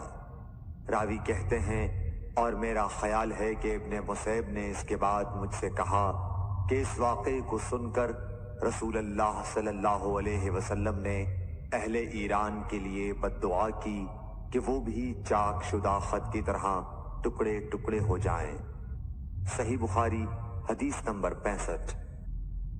رسول اللہ صلی اللہ علیہ وسلم نے کسی بادشاہ کے نام دعوت اسلام دینے کے لیے ایک خط لکھا یا لکھنے کا ارادہ کیا تو آپ صلی اللہ علیہ وسلم سے کہا گیا کہ وہ بغیر مہر کے خط نہیں پڑھتے، یعنی بے مہر کے خط کو مستند نہیں سمجھتے۔ تب آپ صلی اللہ علیہ وسلم نے چاندی کی انگوٹھی بنوائی جس میں محمد الرسول اللہ کندہ تھا۔ صحیح بخاری حدیث نمبر 66۔ ایک مرتبہ رسول اللہ صلی اللہ علیہ وسلم مسجد میں تشریف فرما تھے اور لوگ آپ صلی اللہ علیہ وسلم کے ارد گرد بیٹھے ہوئے تھے کہ 3 آدمی وہاں آئے۔ ان میں سے 2 رسول اللہ صلی اللہ علیہ وسلم کے سامنے پہنچ گئے اور ایک واپس چلا گیا۔ پھر وہ دونوں رسول اللہ صلی اللہ علیہ وسلم کے سامنے کھڑے ہو گئے۔ اس کے بعد ان میں سے ایک نے جب مجلس میں ایک جگہ کچھ گنجائش دیکھی تو وہاں بیٹھ گیا، اور دوسرا اہل مجلس کے پیچھے بیٹھ گیا، اور تیسرا جو تھا وہ لوٹ گیا۔ تو جب رسول اللہ صلی اللہ علیہ وسلم اپنی گفتگو سے فارغ ہوئے تو صحابہ رضی اللہ عنہم سے فرمایا، کیا تمہیں 3 آدمیوں کے بارے میں نہ بتاؤں؟ تو سنو۔ ان میں سے ایک نے اللہ سے پناہ چاہی، اللہ نے اسے پناہ دی، اور دوسرے کو شرم آئی تو اللہ بھی اس سے شرمایا کہ اسے بھی بخش دیا، اور تیسرے شخص نے منہ موڑا، اللہ نے بھی اس سے منہ موڑ لیا۔ صحیح بخاری حدیث نمبر 67۔ رسول اللہ صلی اللہ علیہ وسلم اپنے اونٹ پر بیٹھے ہوئے تھے اور ایک شخص نے اس کی نکیل تھام رکھی تھی۔ آپ صلی اللہ علیہ وسلم نے پوچھا، آج یہ کون سا دن ہے؟ ہم خاموش رہے حتیٰ کہ ہم سمجھے کہ آج کے دن کا آپ کوئی دوسرا نام اس کے نام کے علاوہ تجویز فرمائیں گے۔ پھر آپ صلی اللہ علیہ وسلم نے فرمایا، کیا آج قربانی کا دن نہیں ہے؟ ہم نے عرض کیا، بے شک۔ اس کے بعد آپ صلی اللہ علیہ وسلم نے فرمایا، یہ کون سا مہینہ ہے؟ ہم اس پر بھی خاموش رہے اور یہی سمجھے کہ اس مہینے کا بھی آپ اس کے نام کے علاوہ کوئی دوسرا نام تجویز فرمائیں گے۔ پھر آپ صلی اللہ علیہ وسلم نے فرمایا، کیا یہ ذو الحجہ کا مہینہ نہیں ہے؟ ہم نے عرض کیا، بے شک۔ آپ صلی اللہ علیہ وسلم نے فرمایا، تو یقیناً تمہاری جانیں اور تمہارے مال اور تمہاری آبرو تمہارے درمیان اسی طرح حرام ہیں جس طرح آج کے دن کی حرمت تمہارے اس مہینے اور اس شہر میں ہے۔ بس جو شخص حاضر ہے اسے چاہیے کہ غائب کو یہ بات پہنچا دے، کیونکہ ایسا ممکن ہے کہ جو شخص یہاں موجود ہے وہ ایسے شخص کو یہ خبر پہنچائے جو اس سے زیادہ یاد رکھنے والا ہو۔ صحیح بخاری حدیث نمبر 68۔ رسول اللہ صلی اللہ علیہ وسلم نے ہمیں نصیحت فرمانے کے لیے کچھ دن مقرر کر دیے تھے، اس ڈر سے کہ کہیں ہم کبھی دخاطر نہ ہو جائیں۔ صحیح بخاری حدیث نمبر 69۔ آپ صلی اللہ علیہ وآلہ وسلم نے فرمایا، آسانی کرو اور سختی نہ کرو، اور خوش کرو اور نفرت نہ دلاؤ۔ صحیح بخاری حدیث نمبر 70۔ عبداللہ ابن مسعود ہر جمعرات کے دن لوگوں کو وعظ سنایا کرتے تھے۔ ایک آدمی نے ان سے کہا، اے ابو عبد الرحمن، میں چاہتا ہوں کہ تم ہمیں ہر روز وعظ سنایا کرو۔ انہوں نے فرمایا، تو سن لو کہ مجھے اس امر سے کوئی چیز مانع ہے تو یہ کہ میں یہ بات پسند نہیں کرتا کہ کہیں تم تنگ نہ ہو جاؤ، اور میں وعظ میں تمہاری فرصت کا وقت تلاش کیا کرتا ہوں، جیسا کہ رسول اللہ صلی اللہ علیہ وسلم اس خیال سے کہ ہم کبھی دخاطر نہ ہو جائیں وعظ کے لیے ہمارے اوقات فرصت کا خیال رکھتے تھے۔ رسول اللہ صلی اللہ علیہ وسلم نے فرمایا، جس شخص کے ساتھ اللہ تعالی بھلائی کا ارادہ کرے اسے دین کی سمجھ عنایت فرما دیتا ہے، اور میں تو محض تقسیم کرنے والا ہوں، دینے والا تو اللہ ہی ہے، اور یہ امت ہمیشہ اللہ کے حکم پر قائم رہے گی، اور جو شخص ان کی مخالفت کرے گا انہیں نقصان نہیں پہنچا سکے گا یہاں تک کہ اللہ کا حکم قیامت آ جائے اور یہ عالم فنا ہو جائے۔ صحیح بخاری حدیث نمبر 72۔ عبداللہ بن عمر رضی اللہ تعالی عنہ کہتے تھے کہ ہم رسول اللہ صلی اللہ علیہ وسلم کی خدمت میں حاضر تھے کہ آپ صلی اللہ علیہ وسلم کے پاس کھجور کا ایک گابھا لایا گیا۔ اسے دیکھ کر آپ نے فرمایا کہ درختوں میں ایک درخت ایسا ہے اس کی مثال مسلمان کی طرح ہے۔ ابن عمر کہتے ہیں کہ یہ سن کر میں نے ارادہ کیا کہ عرض کروں کہ وہ درخت کھجور کا ہے، مگر چونکہ میں سب میں چھوٹا تھا اس لیے خاموش رہا۔ پھر رسول اللہ صلی اللہ علیہ وسلم نے خود ہی فرمایا کہ وہ کھجور ہے۔ صحیح بخاری حدیث نمبر 73۔ رسول اللہ صلی اللہ علیہ وسلم کا ارشاد ہے کہ حسد صرف دو باتوں میں جائز ہے، ایک تو اس شخص کے بارے میں جسے اللہ نے دولت دی ہو اور وہ اس دولت کو راہ حق میں خرچ کرنے پر بھی قدرت رکھتا ہو، اور ایک اس شخص کے بارے میں جسے اللہ نے حکمت کی دولت سے نوازا ہو اور وہ اس کے ذریعے سے فیصلہ کرتا ہو اور لوگوں کو اس حکمت کی تعلیم دیتا ہو۔ صحیح بخاری حدیث نمبر 74۔ رسول اللہ صلی اللہ علیہ وآلہ وسلم نے فرمایا، ایک دن حضرت موسیٰ علیہ السلام بنی اسرائیل کی ایک جماعت میں بیٹھے ہوئے تھے کہ اتنے میں ایک شخص آیا اور اس نے آپ سے پوچھا، کیا آپ جانتے ہیں کہ دنیا میں کوئی آپ سے بڑھ کر عالم موجود ہے؟ حضرت موسیٰ علیہ السلام نے فرمایا، نہیں۔ اس پر اللہ تعالیٰ نے حضرت موسیٰ علیہ السلام کے پاس وحی بھیجی کہ ہاں، ہمارا بندہ خضر ہے جس کا علم تم سے زیادہ ہے۔ حضرت موسیٰ علیہ السلام نے اللہ سے دریافت کیا کہ خضر علیہ السلام سے ملنے کی کیا صورت ہے؟ اللہ تعالیٰ نے ایک مچھلی کو ان سے ملاقات کی علامت قرار دیا اور ان سے کہہ دیا کہ جب تم اس مچھلی کو گم کر دو تو واپس لوٹ جاؤ، تب خضر سے تمہاری ملاقات ہوگی۔ تب موسیٰ علیہ السلام چلے اور دریا میں مچھلی کی علامت تلاش کرتے رہے۔ اس وقت ان کے ساتھی نے کہا، جب ہم پتھر کے پاس تھے کیا آپ نے دیکھا تھا میں اس وقت مچھلی کا کہنا بھول گیا اور شیطان ہی نے مجھے اس کا ذکر بھلا دیا۔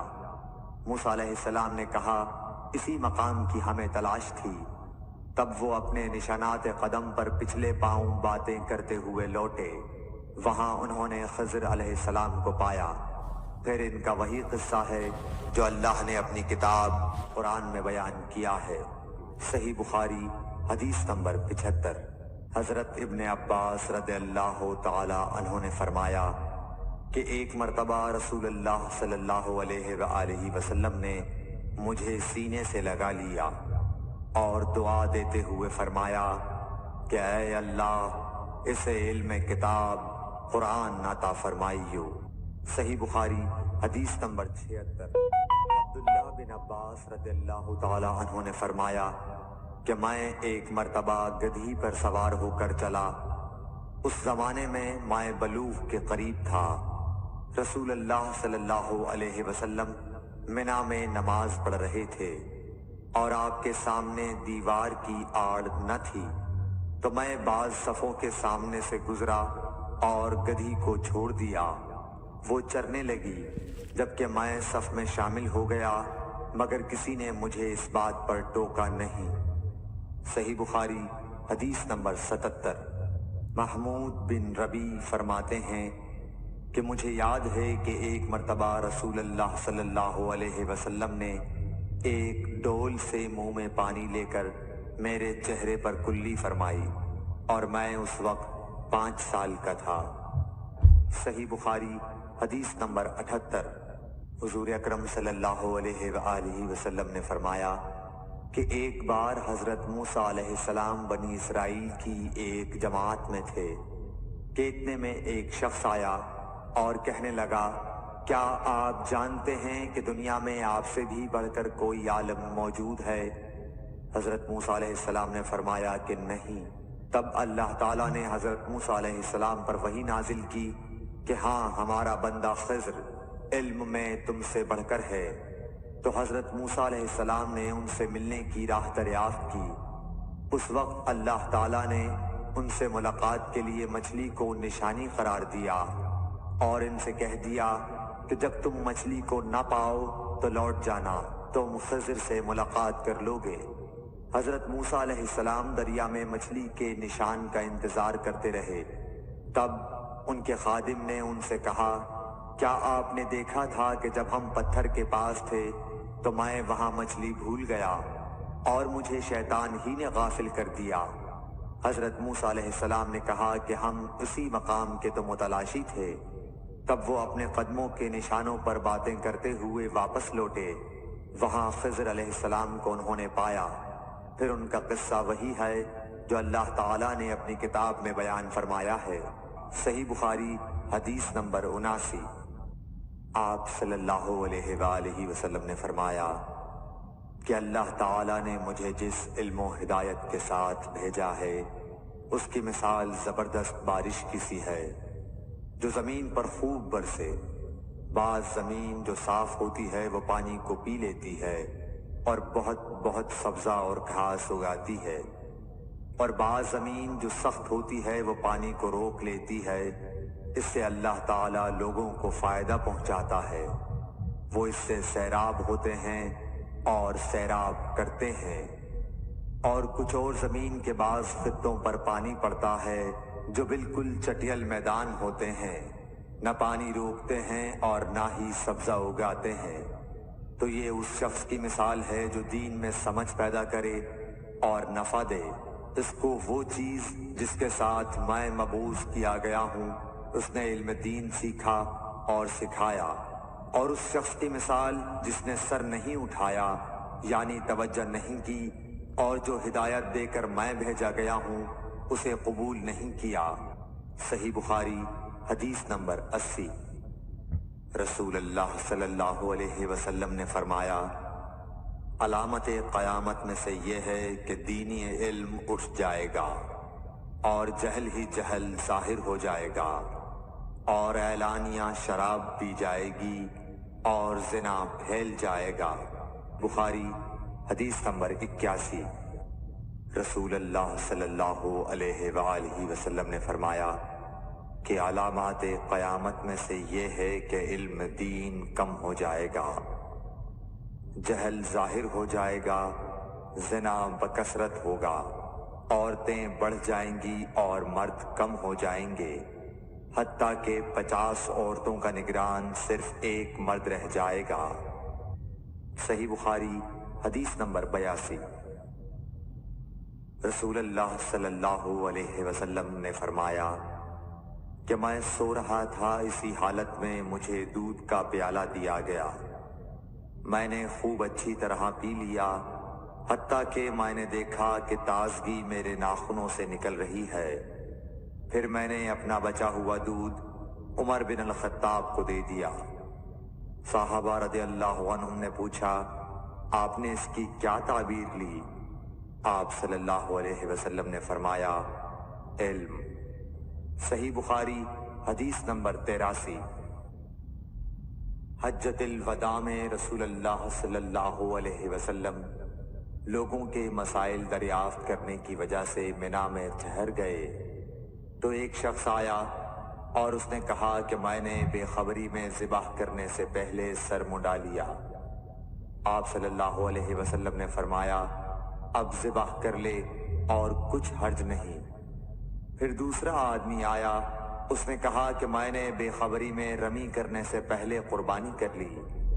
آپ صلی اللہ علیہ وآلہ وسلم نے فرمایا، اب رمی کر لے اور پہلے کر دینے سے کچھ حرج نہیں۔ ابن عمرو کہتے ہیں اس دن آپ صلی اللہ علیہ وسلم سے جس چیز کا بھی سوال ہوا جو کسی نے آگے اور پیچھے کر لی تھی تو آپ صلی اللہ علیہ وسلم نے یہی فرمایا کہ اب کر لے اور کچھ حرج نہیں۔ صحیح بخاری حدیث نمبر 84۔ نبی صلی اللہ علیہ وسلم سے آپ کے آخری حج میں کسی نے پوچھا کہ میں نے رمی کرنے یعنی کنکر پھینکنے سے پہلے ذبح کر لیا۔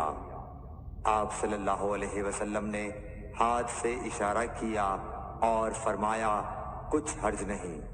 کسی نے کہا کہ میں نے ذبح سے پہلے حلق کر لیا۔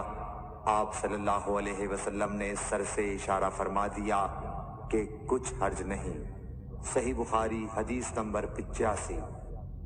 آپ صلی اللہ علیہ وسلم نے فرمایا کہ ایک وقت ایسا آئے گا کہ جب علم اٹھا لیا جائے گا، جہالت اور فتنے پھیل جائیں گے اور حرج بڑھ جائے گا۔ آپ سے پوچھا گیا کہ یا رسول اللہ حرج سے کیا مراد ہے؟ آپ صلی اللہ علیہ وسلم نے اپنے ہاتھ کو حرکت دے کر فرمایا اس طرح گویا آپ صلی اللہ علیہ وسلم نے اس سے قتل مراد لیا۔ صحیح بخاری حدیث نمبر 86۔ ہم سے موسیٰ بن اسماعیل نے بیان کیا، ان سے وہیب نے، ان سے حشام نے فاطمہ کے واسطے سے نقل کیا۔ وہ اسما سے روایت کرتی ہیں کہ میں عائشہ رضی اللہ تعالی عنہا کے پاس آئی، وہ نماز پڑھ رہی تھیں۔ میں نے کہا لوگوں کا کیا حال ہے؟ تو انہوں نے آسمان کی طرف اشارہ کیا، یعنی سورج کو گہن لگا ہے۔ اتنے میں لوگ نماز کے لیے کھڑے ہو گئے۔ حضرت عائشہ رضی اللہ تعالی عنہا نے کہا اللہ پاک ہے۔ میں نے کہا کیا یہ گہن کوئی خاص نشانی ہے؟ انہوں نے سر سے اشارہ کیا، یعنی ہاں۔ پھر میں بھی نماز کے لیے کھڑی ہو گئی، حتیٰ کہ مجھے غش آنے لگا تو میں اپنے سر پر پانی ڈالنے لگی۔ پھر نماز کے بعد رسول اللہ صلی اللہ علیہ وسلم نے اللہ تعالیٰ کی تعریف کی اور اس کی صفت بیان فرمائی۔ پھر فرمایا جو چیز مجھے پہلے دکھلائی نہیں گئی تھی آج وہ سب اس جگہ میں نے دیکھ لی، یہاں تک کہ جنت اور دوزخ کو بھی دیکھ لیا، اور مجھ پر یہ وحی کی گئی کہ تم اپنی قبروں میں آزمائے جاؤ گے۔ مثل یا قرب کا کون سا لفظ؟ حضرت اسما نے فرمایا میں نہیں جانتی۔ فاطمہ کہتی ہیں یعنی فتنہ دجال کی طرح آزمائے جاؤ گے۔ کہا جائے گا قبر کے اندر کہ تم اس آدمی کے بارے میں کیا جانتے ہو؟ تو جو صاحب ایمان یا صاحب یقین ہوگا، کون سا لفظ فرمایا؟ حضرت اسما نے مجھے یاد نہیں۔ وہ کہے گا وہ محمد اللہ کے رسول صلی اللہ علیہ وسلم ہے جو ہمارے پاس اللہ کی ہدایت اور دلیلیں لے کر آئے، تو ہم نے ان کو قبول کر لیا اور ان کی پیروی کی۔ وہ محمد صلی اللہ علیہ وسلم ہیں۔ 3 بار اسی طرح کہے گا، پھر اس سے کہہ دیا جائے گا کہ آرام سے سو جا، بے شک ہم نے جان لیا کہ تو محمد صلی اللہ علیہ وسلم پر یقین رکھتا تھا۔ اور بہرحال منافق یا شکی آدمی، میں نہیں جانتی کہ ان میں سے کون سا لفظ حضرت اسما نے استعمال کیا۔ تو وہ منافق یا شکی آدمی کہے گا کہ جو لوگوں کو میں نے کہتے سنا میں نے بھی وہی کہہ دیا، باقی میں کچھ نہیں جانتا۔ صحیح بخاری حدیث نمبر 87۔ قبیلہ عبد القیس کا وفد رسول اللہ صلی اللہ علیہ وسلم کی خدمت میں آیا۔ آپ صلی اللہ علیہ وسلم نے دریافت کیا کہ کون سا وفد آیا ہے یا یہ کون لوگ ہیں؟ انہوں نے کہا ربیعہ خاندان کے لوگ ہیں۔ آپ صلی اللہ علیہ وسلم نے فرمایا کہ مبارک ہو قوم کو آنا، یا مبارک ہو اس وفد کو جو کبھی نہ رسوا ہو نہ شرمندہ ہو۔ اس کے بعد انہوں نے عرض کیا کہ ہم ایک دور دراز کونے سے آپ کے پاس آئے ہیں، اور ہمارے اور آپ کے درمیان کفار مضر کا قبیلہ پڑتا ہے۔ اس کے خوف کی وجہ سے ہم حرمت والے مہینوں کے علاوہ اور ایام میں نہیں آ سکتے، اس لیے ہمیں کوئی ایسی قطعی بات بتلا دیجیے کہ جس کی ہم اپنے پیچھے رہ جانے والے لوگوں کو خبر دے دیں اور اس کی وجہ سے ہم جنت میں داخل ہو سکیں۔ تو آپ صلی اللہ علیہ وسلم نے انہیں 4 باتوں کا حکم دیا۔ اور 4 سے روک دیا۔ اول انہیں حکم دیا کہ ایک اللہ پر ایمان لائیں، پھر فرمایا کہ کیا تم جانتے ہو کہ ایک اللہ پر ایمان لانے کا کیا مطلب ہے؟ انہوں نے عرض کیا اللہ اور اس کا رسول زیادہ جانتے ہیں۔ آپ صلی اللہ علیہ وسلم نے فرمایا ایک اللہ پر ایمان لانے کا مطلب یہ ہے کہ اس بات کا اقرار کرنا کہ اللہ کے سوا کوئی معبود نہیں، اور یہ کہ محمد صلی اللہ علیہ وسلم اللہ کے سچے رسول ہیں، اور نماز قائم کرنا، زکوٰۃ ادا کرنا اور ماہ رمضان کے روزے رکھنا، اور یہ کہ تم مال غنیمت سے 5واں حصہ ادا کرو، اور 4 چیزوں سے منع فرمایا، دبا، حنتم، مزفت کے استعمال سے، اور چوتھی چیز کے بارے میں شعبہ کہتے ہیں کہ ابو حمزہ بسا اوقات نقیر کہتے تھے اور بسا اوقات مقیر۔ اس کے بعد رسول اللہ صلی اللہ علیہ وسلم نے فرمایا کہ ان باتوں کو یاد رکھو اور اپنے پیچھے رہ جانے والوں کو بھی ان کی خبر کر دو۔ صحیح بخاری حدیث نمبر 88۔ عقبہ نے ابو احاب بن عزیز کی لڑکی سے نکاح کیا تو ان کے پاس ایک عورت آئی اور کہنے لگی کہ میں نے عقبہ کو اور جس سے اس کا نکاح ہوا ہے اس کو دودھ پلایا ہے۔ یہ سن کر عقبہ نے کہا مجھے نہیں معلوم کہ تو نے مجھے دودھ پلایا ہے، نہ تو نے کبھی مجھے بتایا ہے۔ تب سوار ہو کر رسول اللہ صلی اللہ علیہ وسلم کی خدمت میں مدینہ منورہ حاضر ہوئے اور آپ سے اس کے متعلق دریافت کیا تو آپ صلی اللہ علیہ وسلم نے فرمایا کس طرح تم اس لڑکی سے رشتہ رکھو گے، حالانکہ اس کے متعلق یہ کہا گیا۔ تب عقبہ بن حارث نے اس لڑکی کو چھوڑ دیا اور اس نے دوسرا خاوند کر لیا۔ صحیح بخاری حدیث نمبر 89۔ حضرت عمر سے روایت ہے کہ میں اور میرا ایک انصاری پڑوسی دونوں اطراف مدینہ کے ایک گاؤں بنی امیہ بن زید میں رہتے تھے، جو مدینے کے پورب کی طرف بلند گاؤں میں سے ہے۔ ہم دونوں باری باری حضرت صلی اللہ علیہ وسلم کی خدمت شریف میں حاضر ہوا کرتے تھے۔ ایک دن وہ آتا، ایک دن میں آتا۔ جس دن میں آتا اس دن کی وحی کی اور رسول اللہ صلی اللہ علیہ وسلم کی فرمودہ دیگر باتوں کی اس کو خبر دے دیتا تھا، اور جب وہ آتا تو وہ بھی اسی طرح کرتا۔ تو ایک دن وہ میرا انصاری ساتھی اپنی باری کے روز حاضر خدمت ہوا۔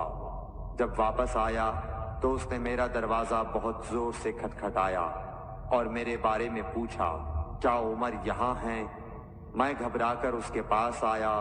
وہ کہنے لگا کہ ایک بڑا معاملہ پیش آ گیا ہے، یعنی رسول اللہ صلی اللہ علیہ وسلم نے اپنی بیویوں کو طلاق دے دی ہے۔ پھر میں اپنی بیٹی حفصہ کے پاس گیا، وہ رو رہی تھی۔ میں نے پوچھا کیا تمہیں رسول اللہ صلی اللہ علیہ وسلم نے طلاق دے دی ہے؟ وہ کہنے لگی میں نہیں جانتی۔ پھر میں نبی کی خدمت میں حاضر ہوا۔ میں نے کھڑے کھڑے کہا کہ آپ نے اپنی بیویوں کو طلاق دے دی ہے؟ آپ صلی اللہ علیہ وسلم نے فرمایا نہیں، یہ افواہ غلط ہے۔ تب میں نے تعجب سے کہا اللہ اکبر، اللہ بہت بڑا ہے۔ صحیح بخاری حدیث نمبر 90۔ ایک شخص حزم بن ابی کعب نے رسول اللہ کی خدمت میں آ کر عرض کیا یا رسول اللہ، فلاں شخص معاذ بن جبل لمبی نماز پڑھاتے ہیں، اس لیے میں جماعت کی نماز میں شریک نہیں ہو سکتا، کیونکہ میں دن بھر اونٹ چرانے کی وجہ سے رات کو تھک کر چکنا چور ہوتا ہوں اور طویل قرات سننے کی طاقت نہیں رکھتا۔ ابو مسعود راوی کہتے ہیں کہ اس دن سے زیادہ میں نے کبھی رسول اللہ صلی اللہ علیہ وسلم کو وعظ کے دوران اتنا غضبناک نہیں دیکھا۔ آپ صلی اللہ علیہ وسلم نے فرمایا اے لوگو، تم ایسی شدت اختیار کر کے لوگوں کو دین سے نفرت دلانے لگے ہو۔ سن لو، جو شخص لوگوں کو نماز پڑھائے تو وہ ہلکی پڑھائے، کیونکہ ان میں بیمار، کمزور اور حاجت والے سبھی قسم کے لوگ ہوتے ہیں۔ صحیح بخاری حدیث نمبر 91۔ ایک شخص عمیر یا بلال نے رسول اللہ صلی اللہ علیہ وسلم سے پڑی ہوئی چیز کے بارے میں دریافت کیا۔ آپ نے فرمایا اس کی بندھن پہچان لے، یا فرمایا کہ اس کا برتن اور تھیلی کو پہچان لے، پھر 1 سال تک اس کی شناخت کا اعلان کراؤ، پھر اس کا مالک نہ ملے تو اس سے فائدہ اٹھاؤ، اور اگر اس کا مالک آ جائے تو اسے سونپ دو۔ اس نے پوچھا کہ اچھا گمشدہ اونٹ کے بارے میں کیا حکم ہے؟ آپ کو اس قدر غصہ آ گیا کہ رخسار مبارک سرخ ہو گئے، یا راوی نے یہ کہا کہ آپ کا چہرہ سرخ ہو گیا۔ یہ سن کر آپ صلی اللہ علیہ وسلم نے فرمایا تجھے اونٹ سے کیا واسطہ؟ اس کے ساتھ خود اس کی مشق ہے اور اس کے پاؤں کے سم ہیں، وہ خود پانی پر پہنچے گا اور خود پی لے گا اور خود درخت پر چرے گا، لہذا اسے چھوڑ دو یہاں تک کہ اس کا مالک مل جائے۔ اس نے کہا کہ اچھا گمشدہ بکری کے بارے میں کیا ارشاد ہے؟ آپ نے فرمایا وہ تیری ہے یا تیرے بھائی کی، ورنہ بھیڑیے کی غذا ہے۔ صحیح بخاری حدیث نمبر 92۔ رسول اللہ صلی اللہ علیہ وسلم سے کچھ باتیں دریافت کی گئیں کہ آپ کو برا معلوم ہوا، اور جب اس قسم کے سوالات کی آپ صلی اللہ علیہ وسلم پر بہت زیادتی کی گئی تو آپ کو غصہ آ گیا۔ پھر آپ نے لوگوں سے فرمایا اچھا اب مجھ سے جو چاہو پوچھو۔ تو ایک شخص نے دریافت کیا کہ میرا باپ کون ہے؟ آپ نے فرمایا تیرا باپ حذافہ ہے۔ پھر دوسرا آدمی کھڑا ہوا اور اس نے پوچھا کہ یا رسول اللہ میرا باپ کون ہے؟ آپ نے فرمایا کہ تیرا باپ سالم شیبہ کا آزاد کردہ غلام ہے۔ آخر حضرت عمر رضی اللہ تعالی عنہ نے آپ کے چہرہ مبارک کا حال دیکھا تو عرض کیا یا رسول اللہ ہم ان باتوں کے دریافت کرنے سے جو آپ کو ناگوار ہوں اللہ تعالی سے توبہ کرتے ہیں۔ صحیح بخاری حدیث نمبر 93۔ ایک دن رسول اللہ صلی اللہ علیہ وسلم گھر سے نکلے تو عبداللہ بن حذافہ کھڑے ہو کر پوچھنے لگے کہ حضور میرا باپ کون ہے؟ آپ نے فرمایا حذافہ۔ پھر آپ نے بار بار فرمایا کہ مجھ سے پوچھو۔ تو حضرت عمر رضی اللہ عنہ نے دو زانو ہو کر عرض کیا کہ ہم اللہ کے رب ہونے پر، اسلام کے دین ہونے اور محمد صلی اللہ علیہ وسلم کے نبی ہونے پر راضی ہیں، اور یہ جملہ 3 مرتبہ دہرایا۔ پھر یہ سن کر رسول اللہ صلی اللہ علیہ وسلم خاموش ہو گئے۔ صحیح بخاری حدیث نمبر 94۔ نبی اکرم صلی اللہ علیہ وآلہ وسلم جب سلام کرتے تو 3 بار سلام کرتے، اور جب کوئی کلمہ ارشاد فرماتے تو اسے 3 بار دہراتے یہاں تک کہ خوب سمجھ لیا جاتا۔ صحیح بخاری حدیث نمبر 95۔ رسول اللہ صلی اللہ علیہ وسلم جب کوئی کلمہ ارشاد فرماتے تو اسے 3 بار لوٹاتے یہاں تک کہ خوب سمجھ لیا جاتا، اور جب کچھ لوگوں کے پاس آپ تشریف لاتے اور انہیں سلام کرتے تو 3 بار سلام کرتے۔ صحیح بخاری حدیث نمبر 96۔ عبداللہ بن عمر رضی اللہ عنہ کہتے ہیں کہ ایک سفر میں رسول اللہ صلی اللہ علیہ وسلم ہم سے پیچھے رہ گئے، پھر آپ ہمارے قریب پہنچے تو عصر کی نماز کا وقت ہو چکا تھا یا تنگ ہو گیا تھا، اور ہم وضو کر رہے تھے۔ ہم اپنے پیروں پر پانی کا ہاتھ پھیرنے لگے تو آپ نے بلند آواز سے فرمایا کہ آگ کے عذاب سے ان ایڑیوں کی جو خشک رہ جائیں خرابی ہے۔ یہ 2 مرتبہ فرمایا یا 3 مرتبہ۔ صحیح بخاری حدیث نمبر 97۔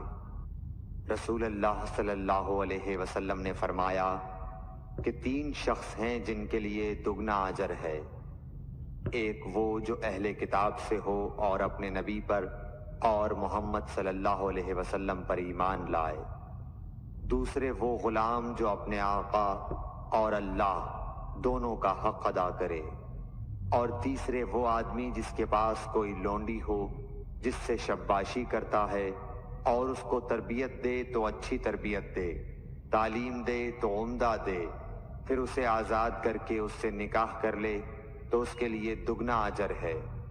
صحیح بخاری حدیث نمبر 98۔